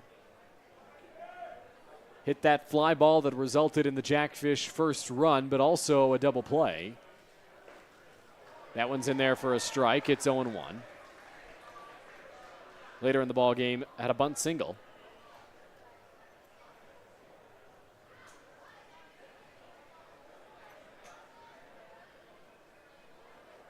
Tweet, the slightly open stance in the lefty batter's box. Here's the pitch from Payano, breaking ball. Had him twisted around, and it's 0-2. Well, and it's working. That is a nasty off-speed pitch. If he can control that pitch, it'll be a weapon for him this season. Payano ready on the rubber. Looks in for the sign, sets, and delivers. The 0-2 home, cut on and missed. It's back-to-back strikeouts for Victor Payano as he sets down Dawson Tweet swinging. Can't ask for a better way to start the 7th inning. Back-to-back punch-outs and got them swinging for both. For 2 quick outs here in the 7th.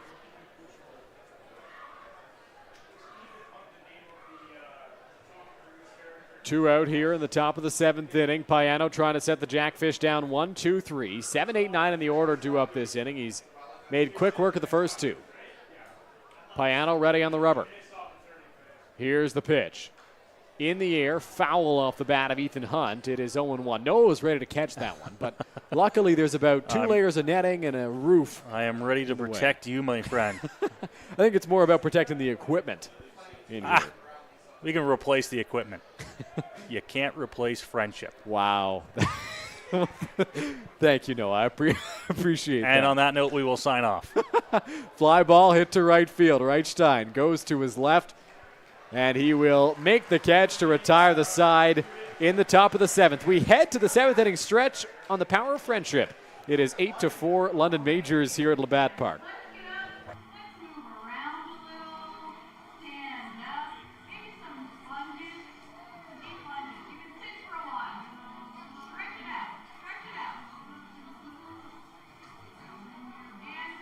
We move along here. It's stretch time at Labatt Memorial Park. Get up on your feet at home and join us. At home in the press box, too. Up here in the press box as we get ready with our trees, our foliage. Dylan, I believe it's probably a good time to bring you some interesting facts about the sugar maple. Noah, I think it's the perfect time to bring some interesting facts about the sugar maple. The sugar maple, better known as the Icer saccharum. Is it better known as that? No, it's better known as the sugar maple. I don't think it's better known as the Icer saccharum. It is officially known as the Icer saccharum. It is the national tree of Canada and should not be planted in confined spaces or areas where salt is a problem. So don't plant this on your driveway. Don't plant this on the road beside your house. If the salt trucks are going to come by in the winter, this tree will not do well there. All right. Where you do want to put it, Dylan, is, I don't know, maybe in the backyard. Find a nice open spot in your yard. That's where the sugar maple will thrive. And as mentioned, we went down there, Dylan. They were doing the tree giveaway. I'm just going to tell a quick story here. Yep. I asked the lady, I said, listen, I'm not a tree guy. I don't know much about trees. Which one's going to give me the best sap? The best maple syrup in about 25 years. She said, listen, you want the sugar maple. That one is thebomb.com. That is pretty much exactly how that conversation went. Yeah, we were down there, and you mentioned how high your sugar maple can get. My willow over here is only going to get to 15 to 25 feet, so it's not going to be an overly tall tree as compared to your colossus of a sugar maple. I don't know if it's the biggest one out of the ones that were down there. There was a silver maple. I think there might have been a dogwood. That one on the ground to first base. Diving stop by the first baseman, Barrett. He'll flip over to Jimenez. A nice play there. And there's one away in the bottom of the 7th inning. Great play over at first base to get Reichstein for the first out of the bottom of the 7th. Still right in this ball game are the Jackfish. We know how quick their offense can strike. They're down to their final 2 at-bats here, but they're also trying to hold the Majors where they are. The big blip, if you will, on the score sheet right now has been that bottom of the second. The difference maker, a 4-run bottom of the second for the Majors. Without that 4-run bottom of the second, it's a tied game right now at 4-4. The back-to-back home runs from Joseph and DeOlio really catapulted the Majors offense. First pitch to Brownlee, taking all the way on the first offering from Jimenez. It's strike one.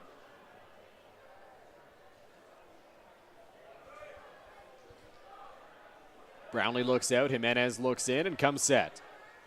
Here's the 0-1 home. That's well high, 1-1.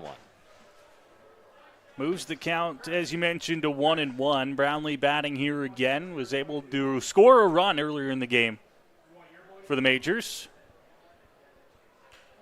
And now he's tasked with trying to get this bottom of the seventh started with one already gone. Swing and a miss by Brownlee. He was well ahead of that pitch. Brownlee, since the sacrifice fly, is 0 for 2 on the day. Behind in the count, 1-2 here with one away. Big 1-2 pitch coming here. Jimenez delivers. Brownlee gets a piece of it, enough to stay alive, and will try once more on 1 ball and 2 strikes. Going to try and do a good job at battling and keep this at bat alive. Try not to chase anything that's going to be well off the plate. 1-2, 1 out. Here's the pitch. Low, and it is 2-2.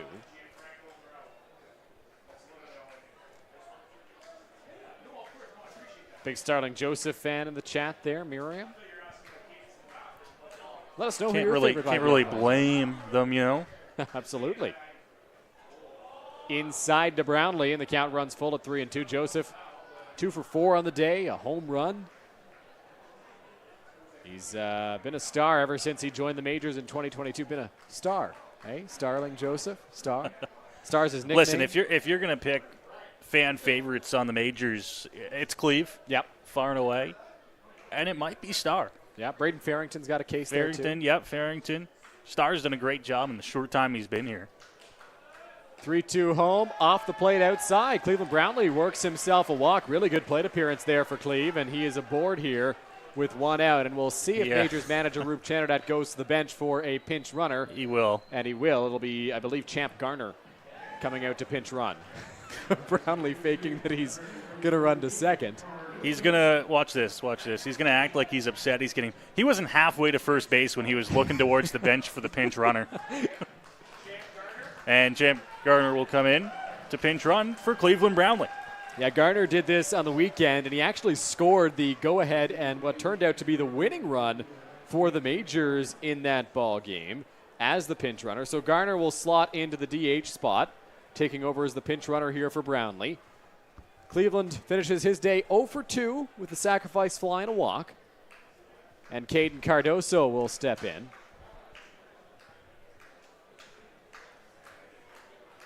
Cardoso ready in the box. Here's the pitch. Just high for ball 1.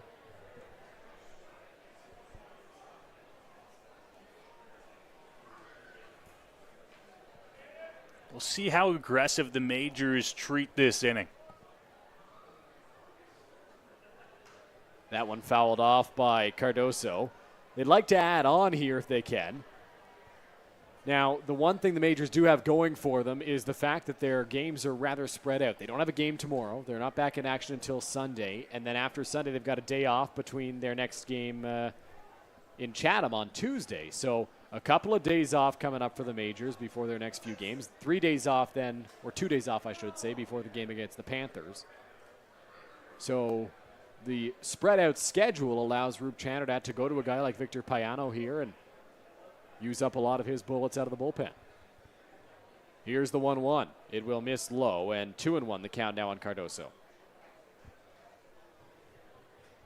Falling behind Cardoso here 2-1 as he tries to keep this inning going.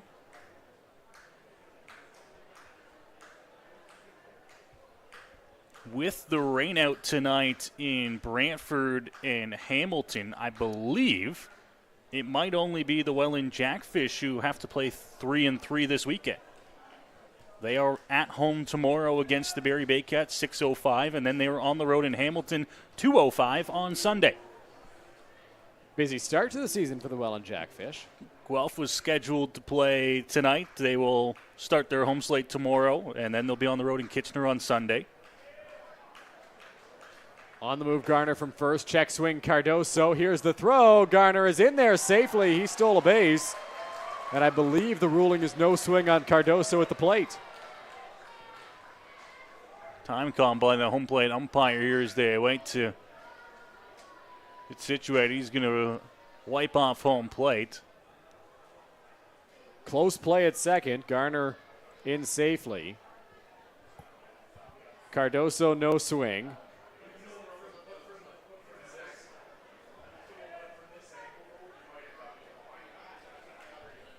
Three and two count.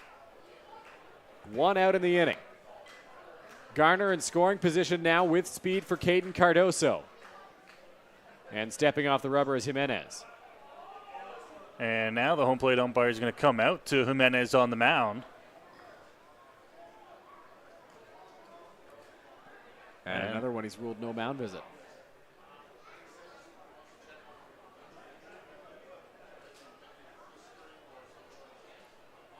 Count ready for 3 and 2 again. Full count, one out. Garner at second base. Ready on the rubber is Jimenez. Here's the pitch. Breaking ball, Cardoso into the night sky and long gone.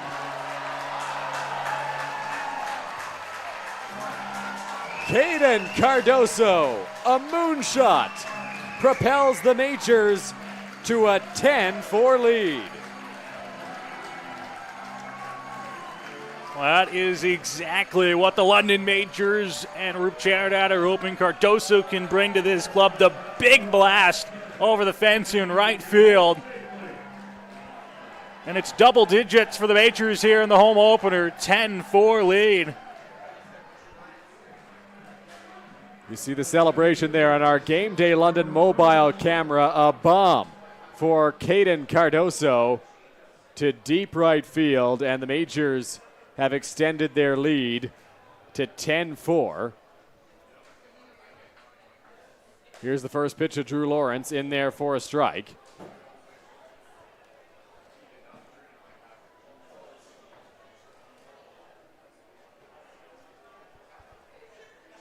Drew trying to start the party again here. Count moves to 1-1 after that one missed up and out. That is the first career IBL home run for Caden Cardoso. 1-1, here's the pitch. Not sure what happened there. 2 balls and 1 strike.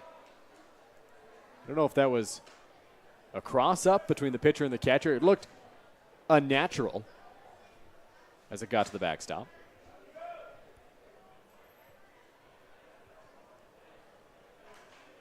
Two and 1 count. Here's the pitch. In there for a strike. It's 2-2.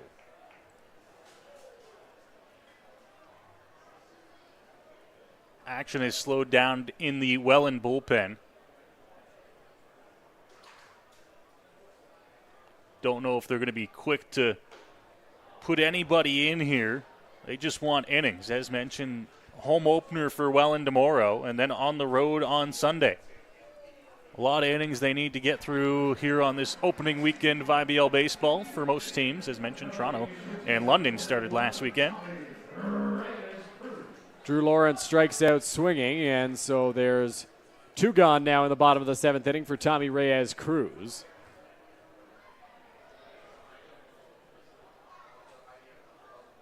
Reyes-Cruz smokes it, but it's foul.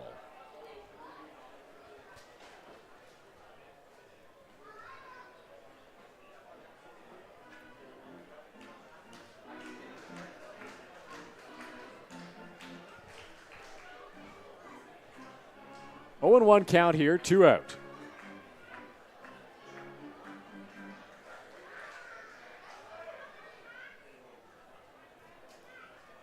Reyes-Cruz 1 for 2 on the day. Here's the pitch. Off the plate outside, it is 1-1.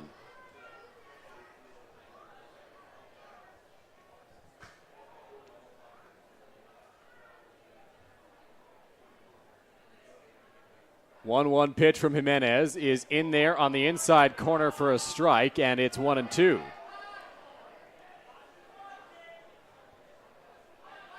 Trying to work out of this bottom half of the 7th inning here. Got himself up 1-2 now.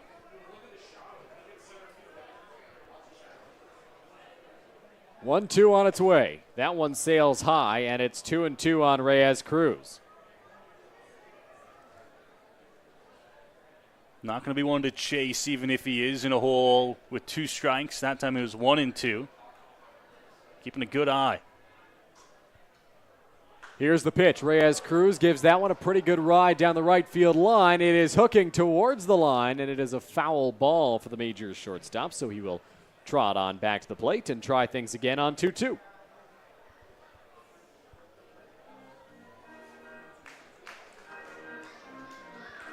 Ten runs, 12 hits for London in the ball game.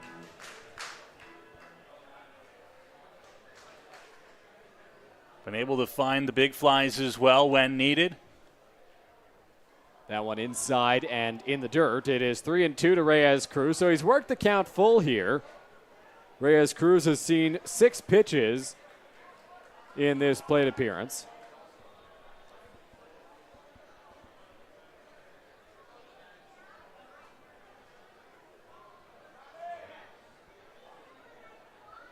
Full count, 2 out. Reyes Cruz ready in the batter's box. Here's the pitch. Fouled off, and we'll try it again.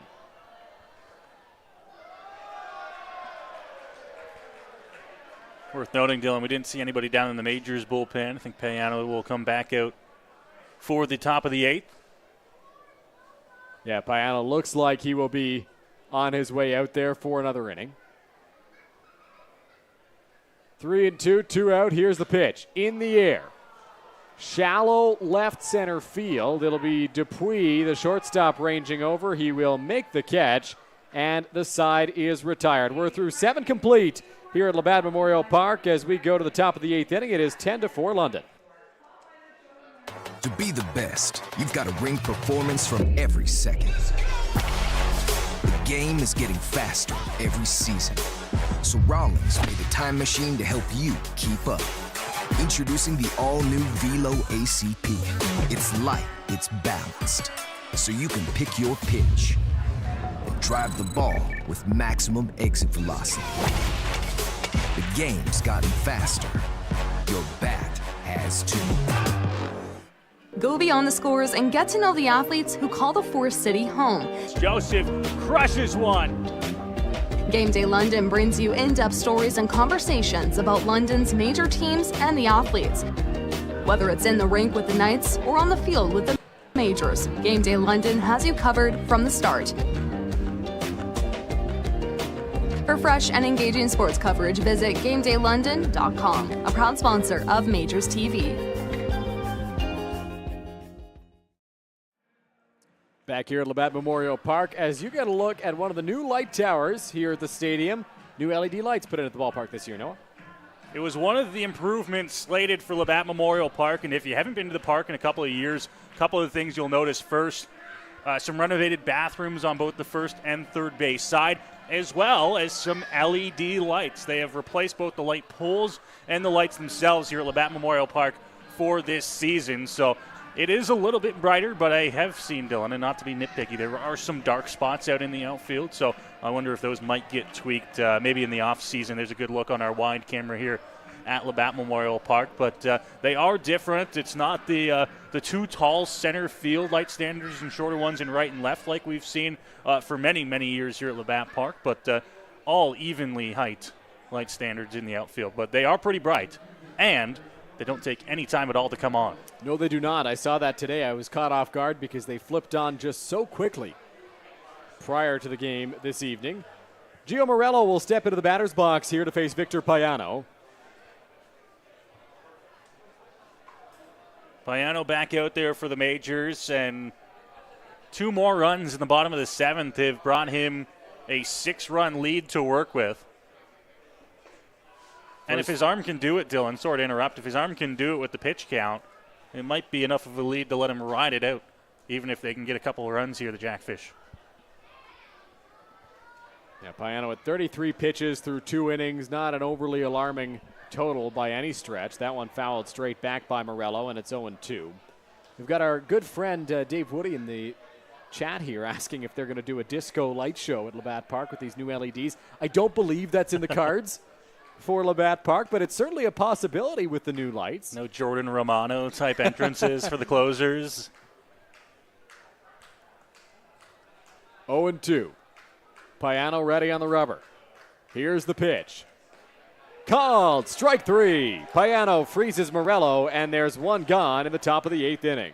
Morello thought that one was off the outside edge of the plate. It was on the edge of the plate, but I think it might have caught the black, and good for the strikeout first out here at the top of the 8th. So that'll bring up the number 2 hitter, Steve Moretto. Moretto is 1 for 3 on the day.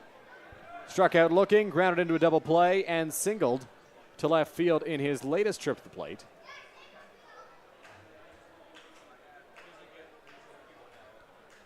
Victor Payano ready on the rubber. Here's the offering. Breaking ball, floats in there for a strike. Now, we talked earlier, Noah, you mentioned it. That could be a key pitch for Payano. That get me over breaking ball early in counts, and that was a beauty right there. Yeah, if you can use that as a weapon, both late in at-bats and then, of course, to start things off, you'll really keep hitters on their heels. Another one there, and it's 0-2. Moretto not ready for it. You can see the smile at the plate. He thought it might have been a ball. Do you go curve, curve, curve? No. Do you switch it up? So. I don't know. See, here's the thing, because now you've got the hitter thinking, got to go fastball. Do you go back to curve? If it's a curveball, it can't just float in this time. It's got to be buried. That one's a fastball, and it's going to miss high. You knew they couldn't go 3 straight. No.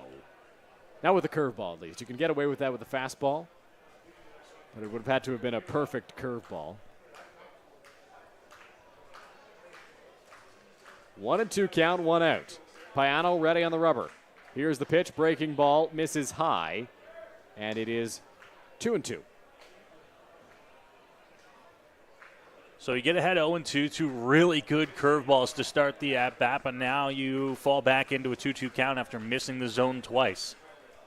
And here is where you see what kind of pitcher you've got on the mound. 2-2, 1 out. Moretto ready in the box, Payano ready on the rubber. Here's the pitch, in the air, foul territory. That one's going to get out of play towards Wilson Ave, and we'll try again on 2-2.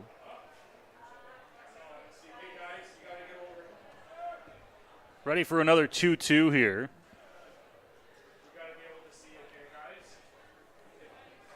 Trying to keep this at-bat alive at the plate while Payano tries to end it.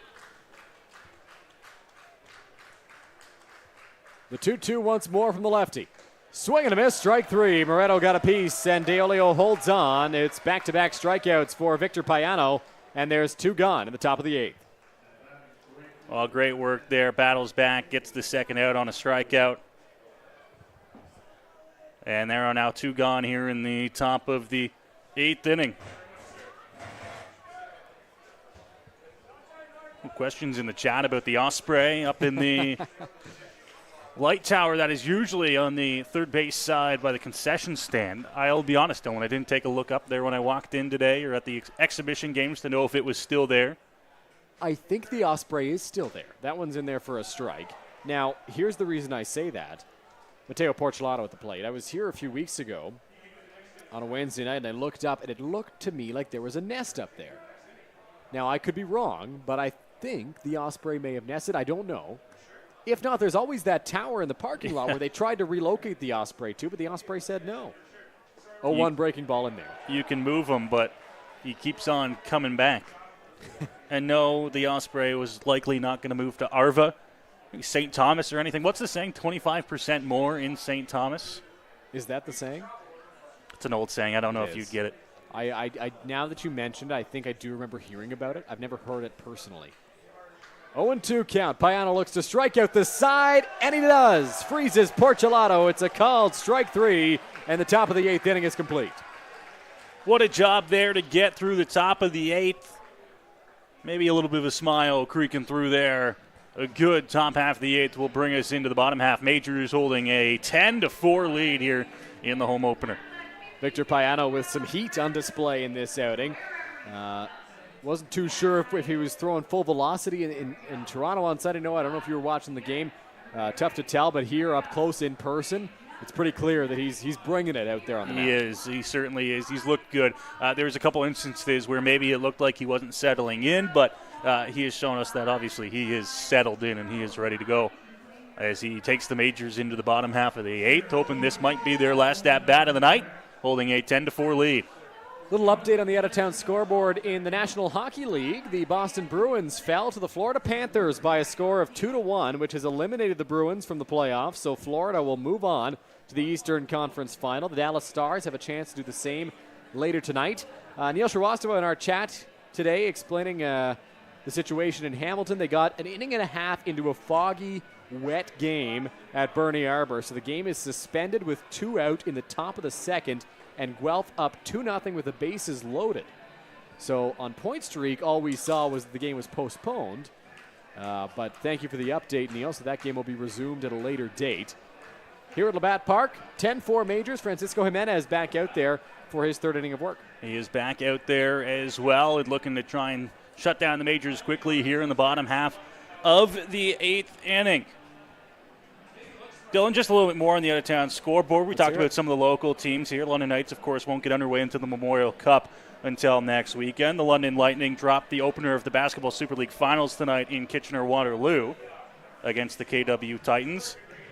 I bring that up because all of a sudden I find myself calling basketball games nowadays. So. For those of you unaware, no other play-by-play voice than the London Lightning. I just can't get away from it. You just can't get away from the broadcasting world. It always sucks you back in.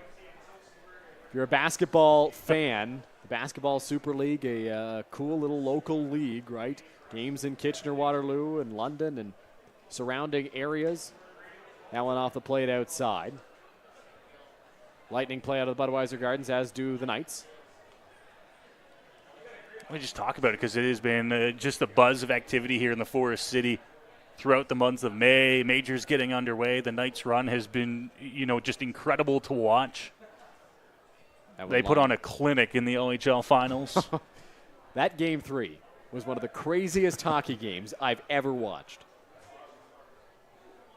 It is right up there. It was just when you thought they were done. Yeah. 1-1 here to Victor Plaz. He'll foul that one back, and it's 1-2. Knights playing their first game in Saginaw at the Memorial Cup on Saturday, next Saturday, against the Drummondville Voltigeurs. Got that French down, Dylan. I do. I have to. 1-2 with Plaz at the plate. Here's the offering. That one will miss, and it's 2-2.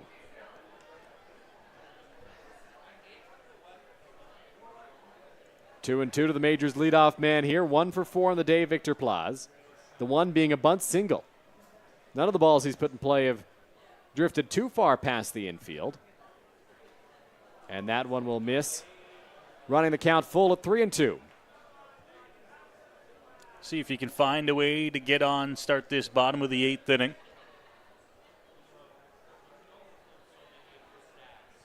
Count now at 3-2, full here. Nobody out, the leadoff man here in the inning. Full count pitch to Victor Plaz in the air, hit pretty well to right field. Tracking back the right fielder Porcelato into foul territory.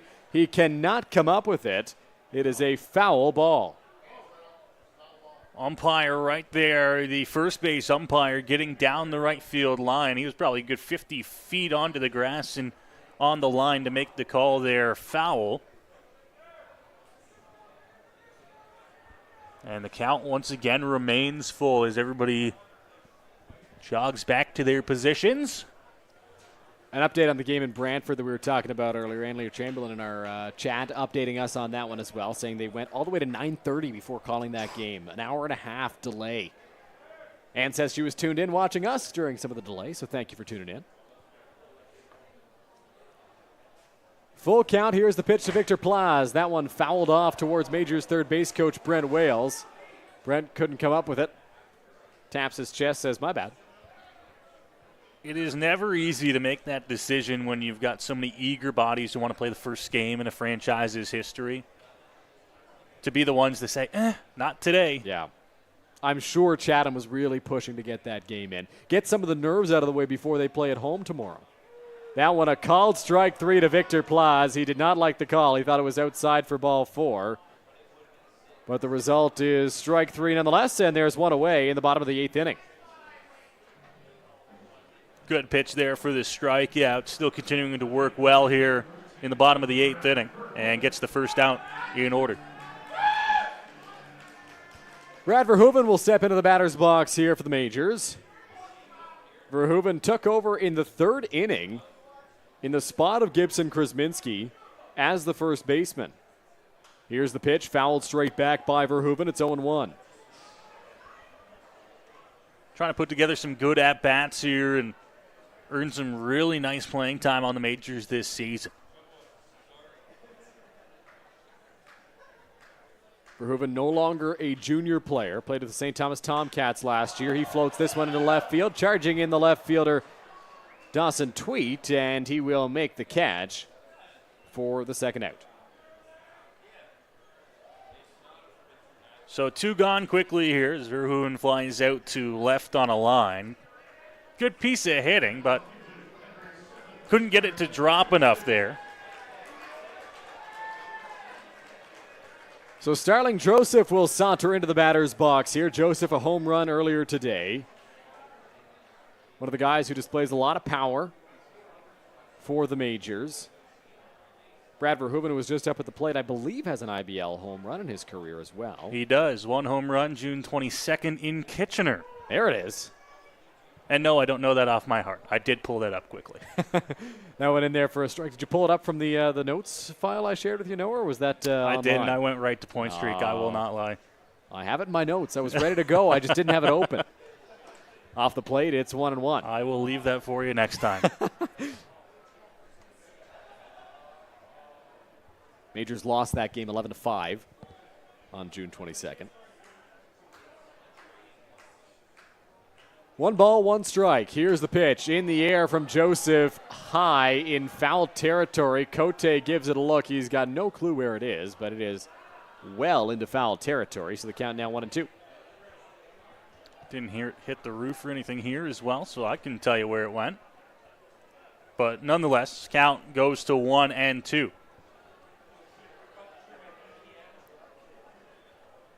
Francisco Jimenez trying to wrap up the bottom of the 8th inning.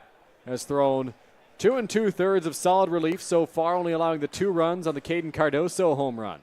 That one's in the dirt to Joseph. He won't chase. It's 2-2.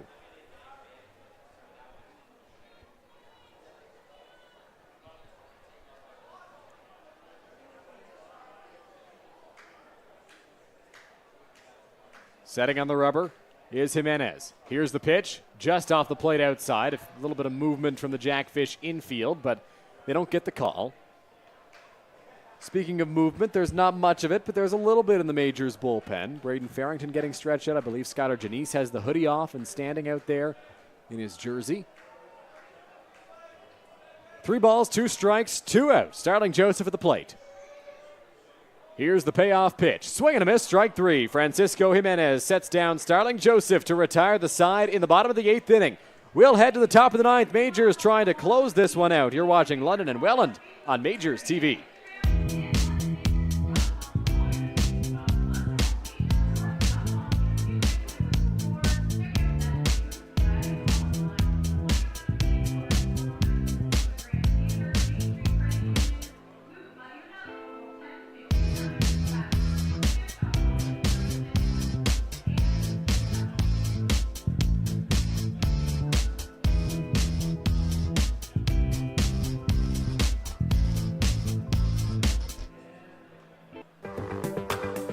Hello, my name is Jim Miller with Another's Even One Store. Come along with me on a virtual tour to take a look at our amazing products and services that we're able to provide to you to help you with your recreation needs.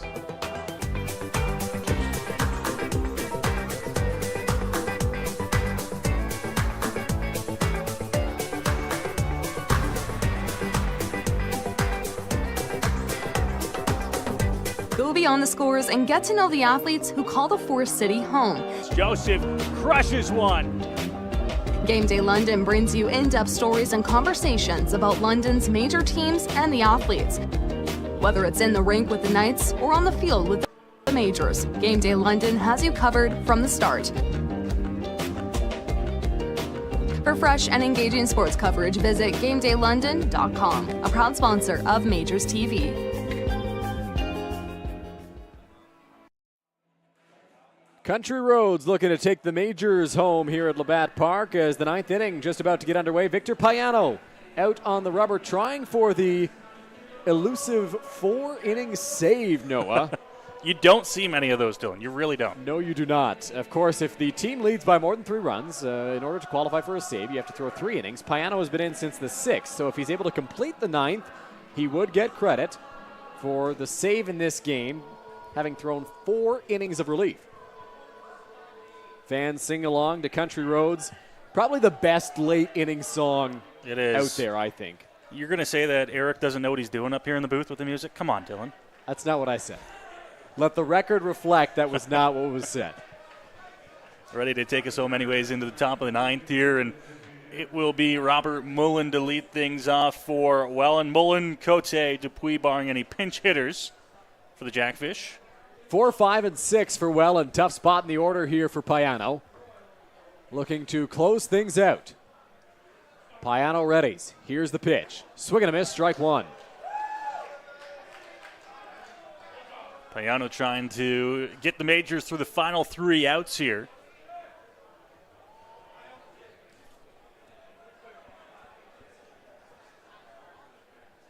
Oh and 1, here's the pitch. In there for a strike. Mullen thought that was off the plate, and it's 0-2. Won't beat around the bush here. Dylan's zone has widened a little bit. And I'm not talking much, maybe another inch off the plate. 0-2. Here's the pitch from Payano. Breaking ball. Mullen sends that to third base. Victor Plaz takes his time, fires a strike to Verhoeven, and there's one gone in the top of the 9th. Great start there for Payano, who gets the first out on a grounder to third, and Majors 2 outs away from clinching the win here in their home opener.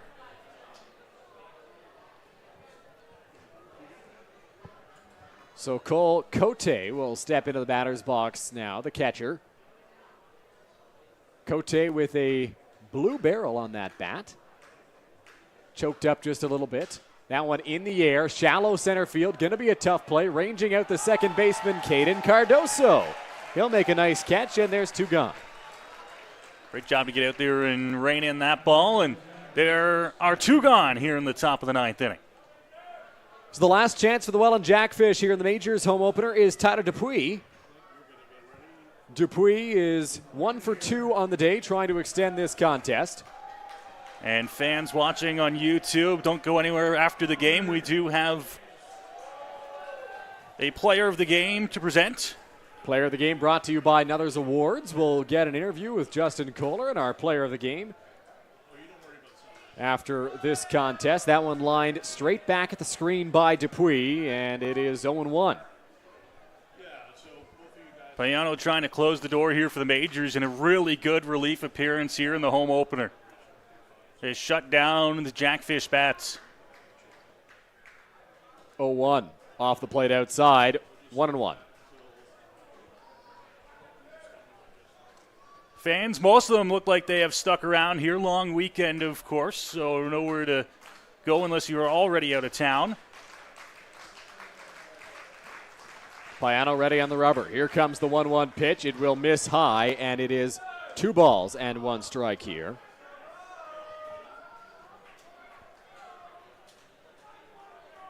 Two and 1 count, 2 out. Tyler Dupuis in the batter's box. He's had a solid game for the Jackfish, both at the plate and defensively. Here's the pitch. In the air, right field. Reichstein ranging to his left, working in towards foul territory, and he makes the catch. The ball game is over. The Majors win this one by a score of 10-4. 2 pitchers combining for the victory in this contest. The Majors win their home opener. Great job by the Majors today to get the home opener win. 10-4, the final score over the Welland Jackfish. Majors 10 runs on 12 hits, Dylan. They really got the bats working today. They absolutely did, Noah. Stellar offensive performance. We saw the back-to-back home runs in the second inning, courtesy of Deolio and Starling Joseph. Caden Cardoso went deep later in the ball game. Overall, a really good offensive performance for London. They were able to get the small ball going. We saw some bunts. We saw some stolen bases. All around, the performance you want to see if you are a London Majors fan and if you are a member of London Majors coaching staff as well. A terrific performance in their new 100th anniversary uniform. So great job by the Majors in this one here this evening. Well, Dylan, it looks like we are just about ready on field level. Justin Koehler has our player of the game, brought to you by Nothers Awards. Justin, we will take it down to you at field level. All right, so I'm here with the player of the game, Caden Cardoso. First off, congrats on the win. Spectacular job. Right off the bat, it was a really big team effort all around, and the runs really got started really early. How does it feel to kind of have that pressure off right off the bat in the game as a player? I mean, it's always good to score first, and guys got on and we kind of executed when guys were in scoring position. So, I mean, put up 10 runs, you should win, but pitching did really good. I mean, you hold them to 4, you should probably win too. So, yeah, good team game. And so I don't know if you know, but the last time you guys faced the Jackfish, you actually won that game back in August, and now you've started the season with a win. How does it feel to get 2 wins in a row against the defending champions? I mean, it's early. It's a baseball game, right? Like, there's a long way to go. It's one game. It's going to kind of matter if you win at the end of the year or not at the start of the year. So it's good to win, but long way to go. Awesome. Thank you so much. Congrats on the win. And now we're going to send it back up to Noah and Dylan in the game day press box to wrap things up. Gentlemen. Justin, thank you. That was our player of the game, brought to you by Nothers Awards. Welcome to the Game Day London broadcast booth for the final time here tonight. Dylan Baker, Willow, and Noah Smith. Noah, a big win for the Majors here today. 10-4 offense firing on all cylinders. Really 1 through 9, the Majors had it rolling. Dylan, it is so tough to come into a season opener, a home opener in the case tonight, and know what to expect. What is a successful night at the ballpark? Is it a 3-1 win where the pitching really highlights it? Do the bats get going and you put up 10 and you win 10-4? Both of those things are good. The Majors did the latter today. They got the offense going. They had one, I wouldn't say a bad inning on the hill. 3-run inning for the Jackfish was really the most of the offense that Welland was going to get today, and London holds them in check for the first win on home field of the season. How about the effort from Victor Payano closing this one out? 4 innings for the save, and the Majors come out victorious. They are back in action on Sunday in Brantford, then Tuesday in Chatham, before returning here to Labatt Park on Friday night against the Kitchener Panthers. For Director Cal Johnstone, Noah Smith, my color commentator, producer extraordinaire, and Justin Koehler at field level, my name is Dylan Baker. Thank you all so much for tuning in, and we'll talk to you again next Friday.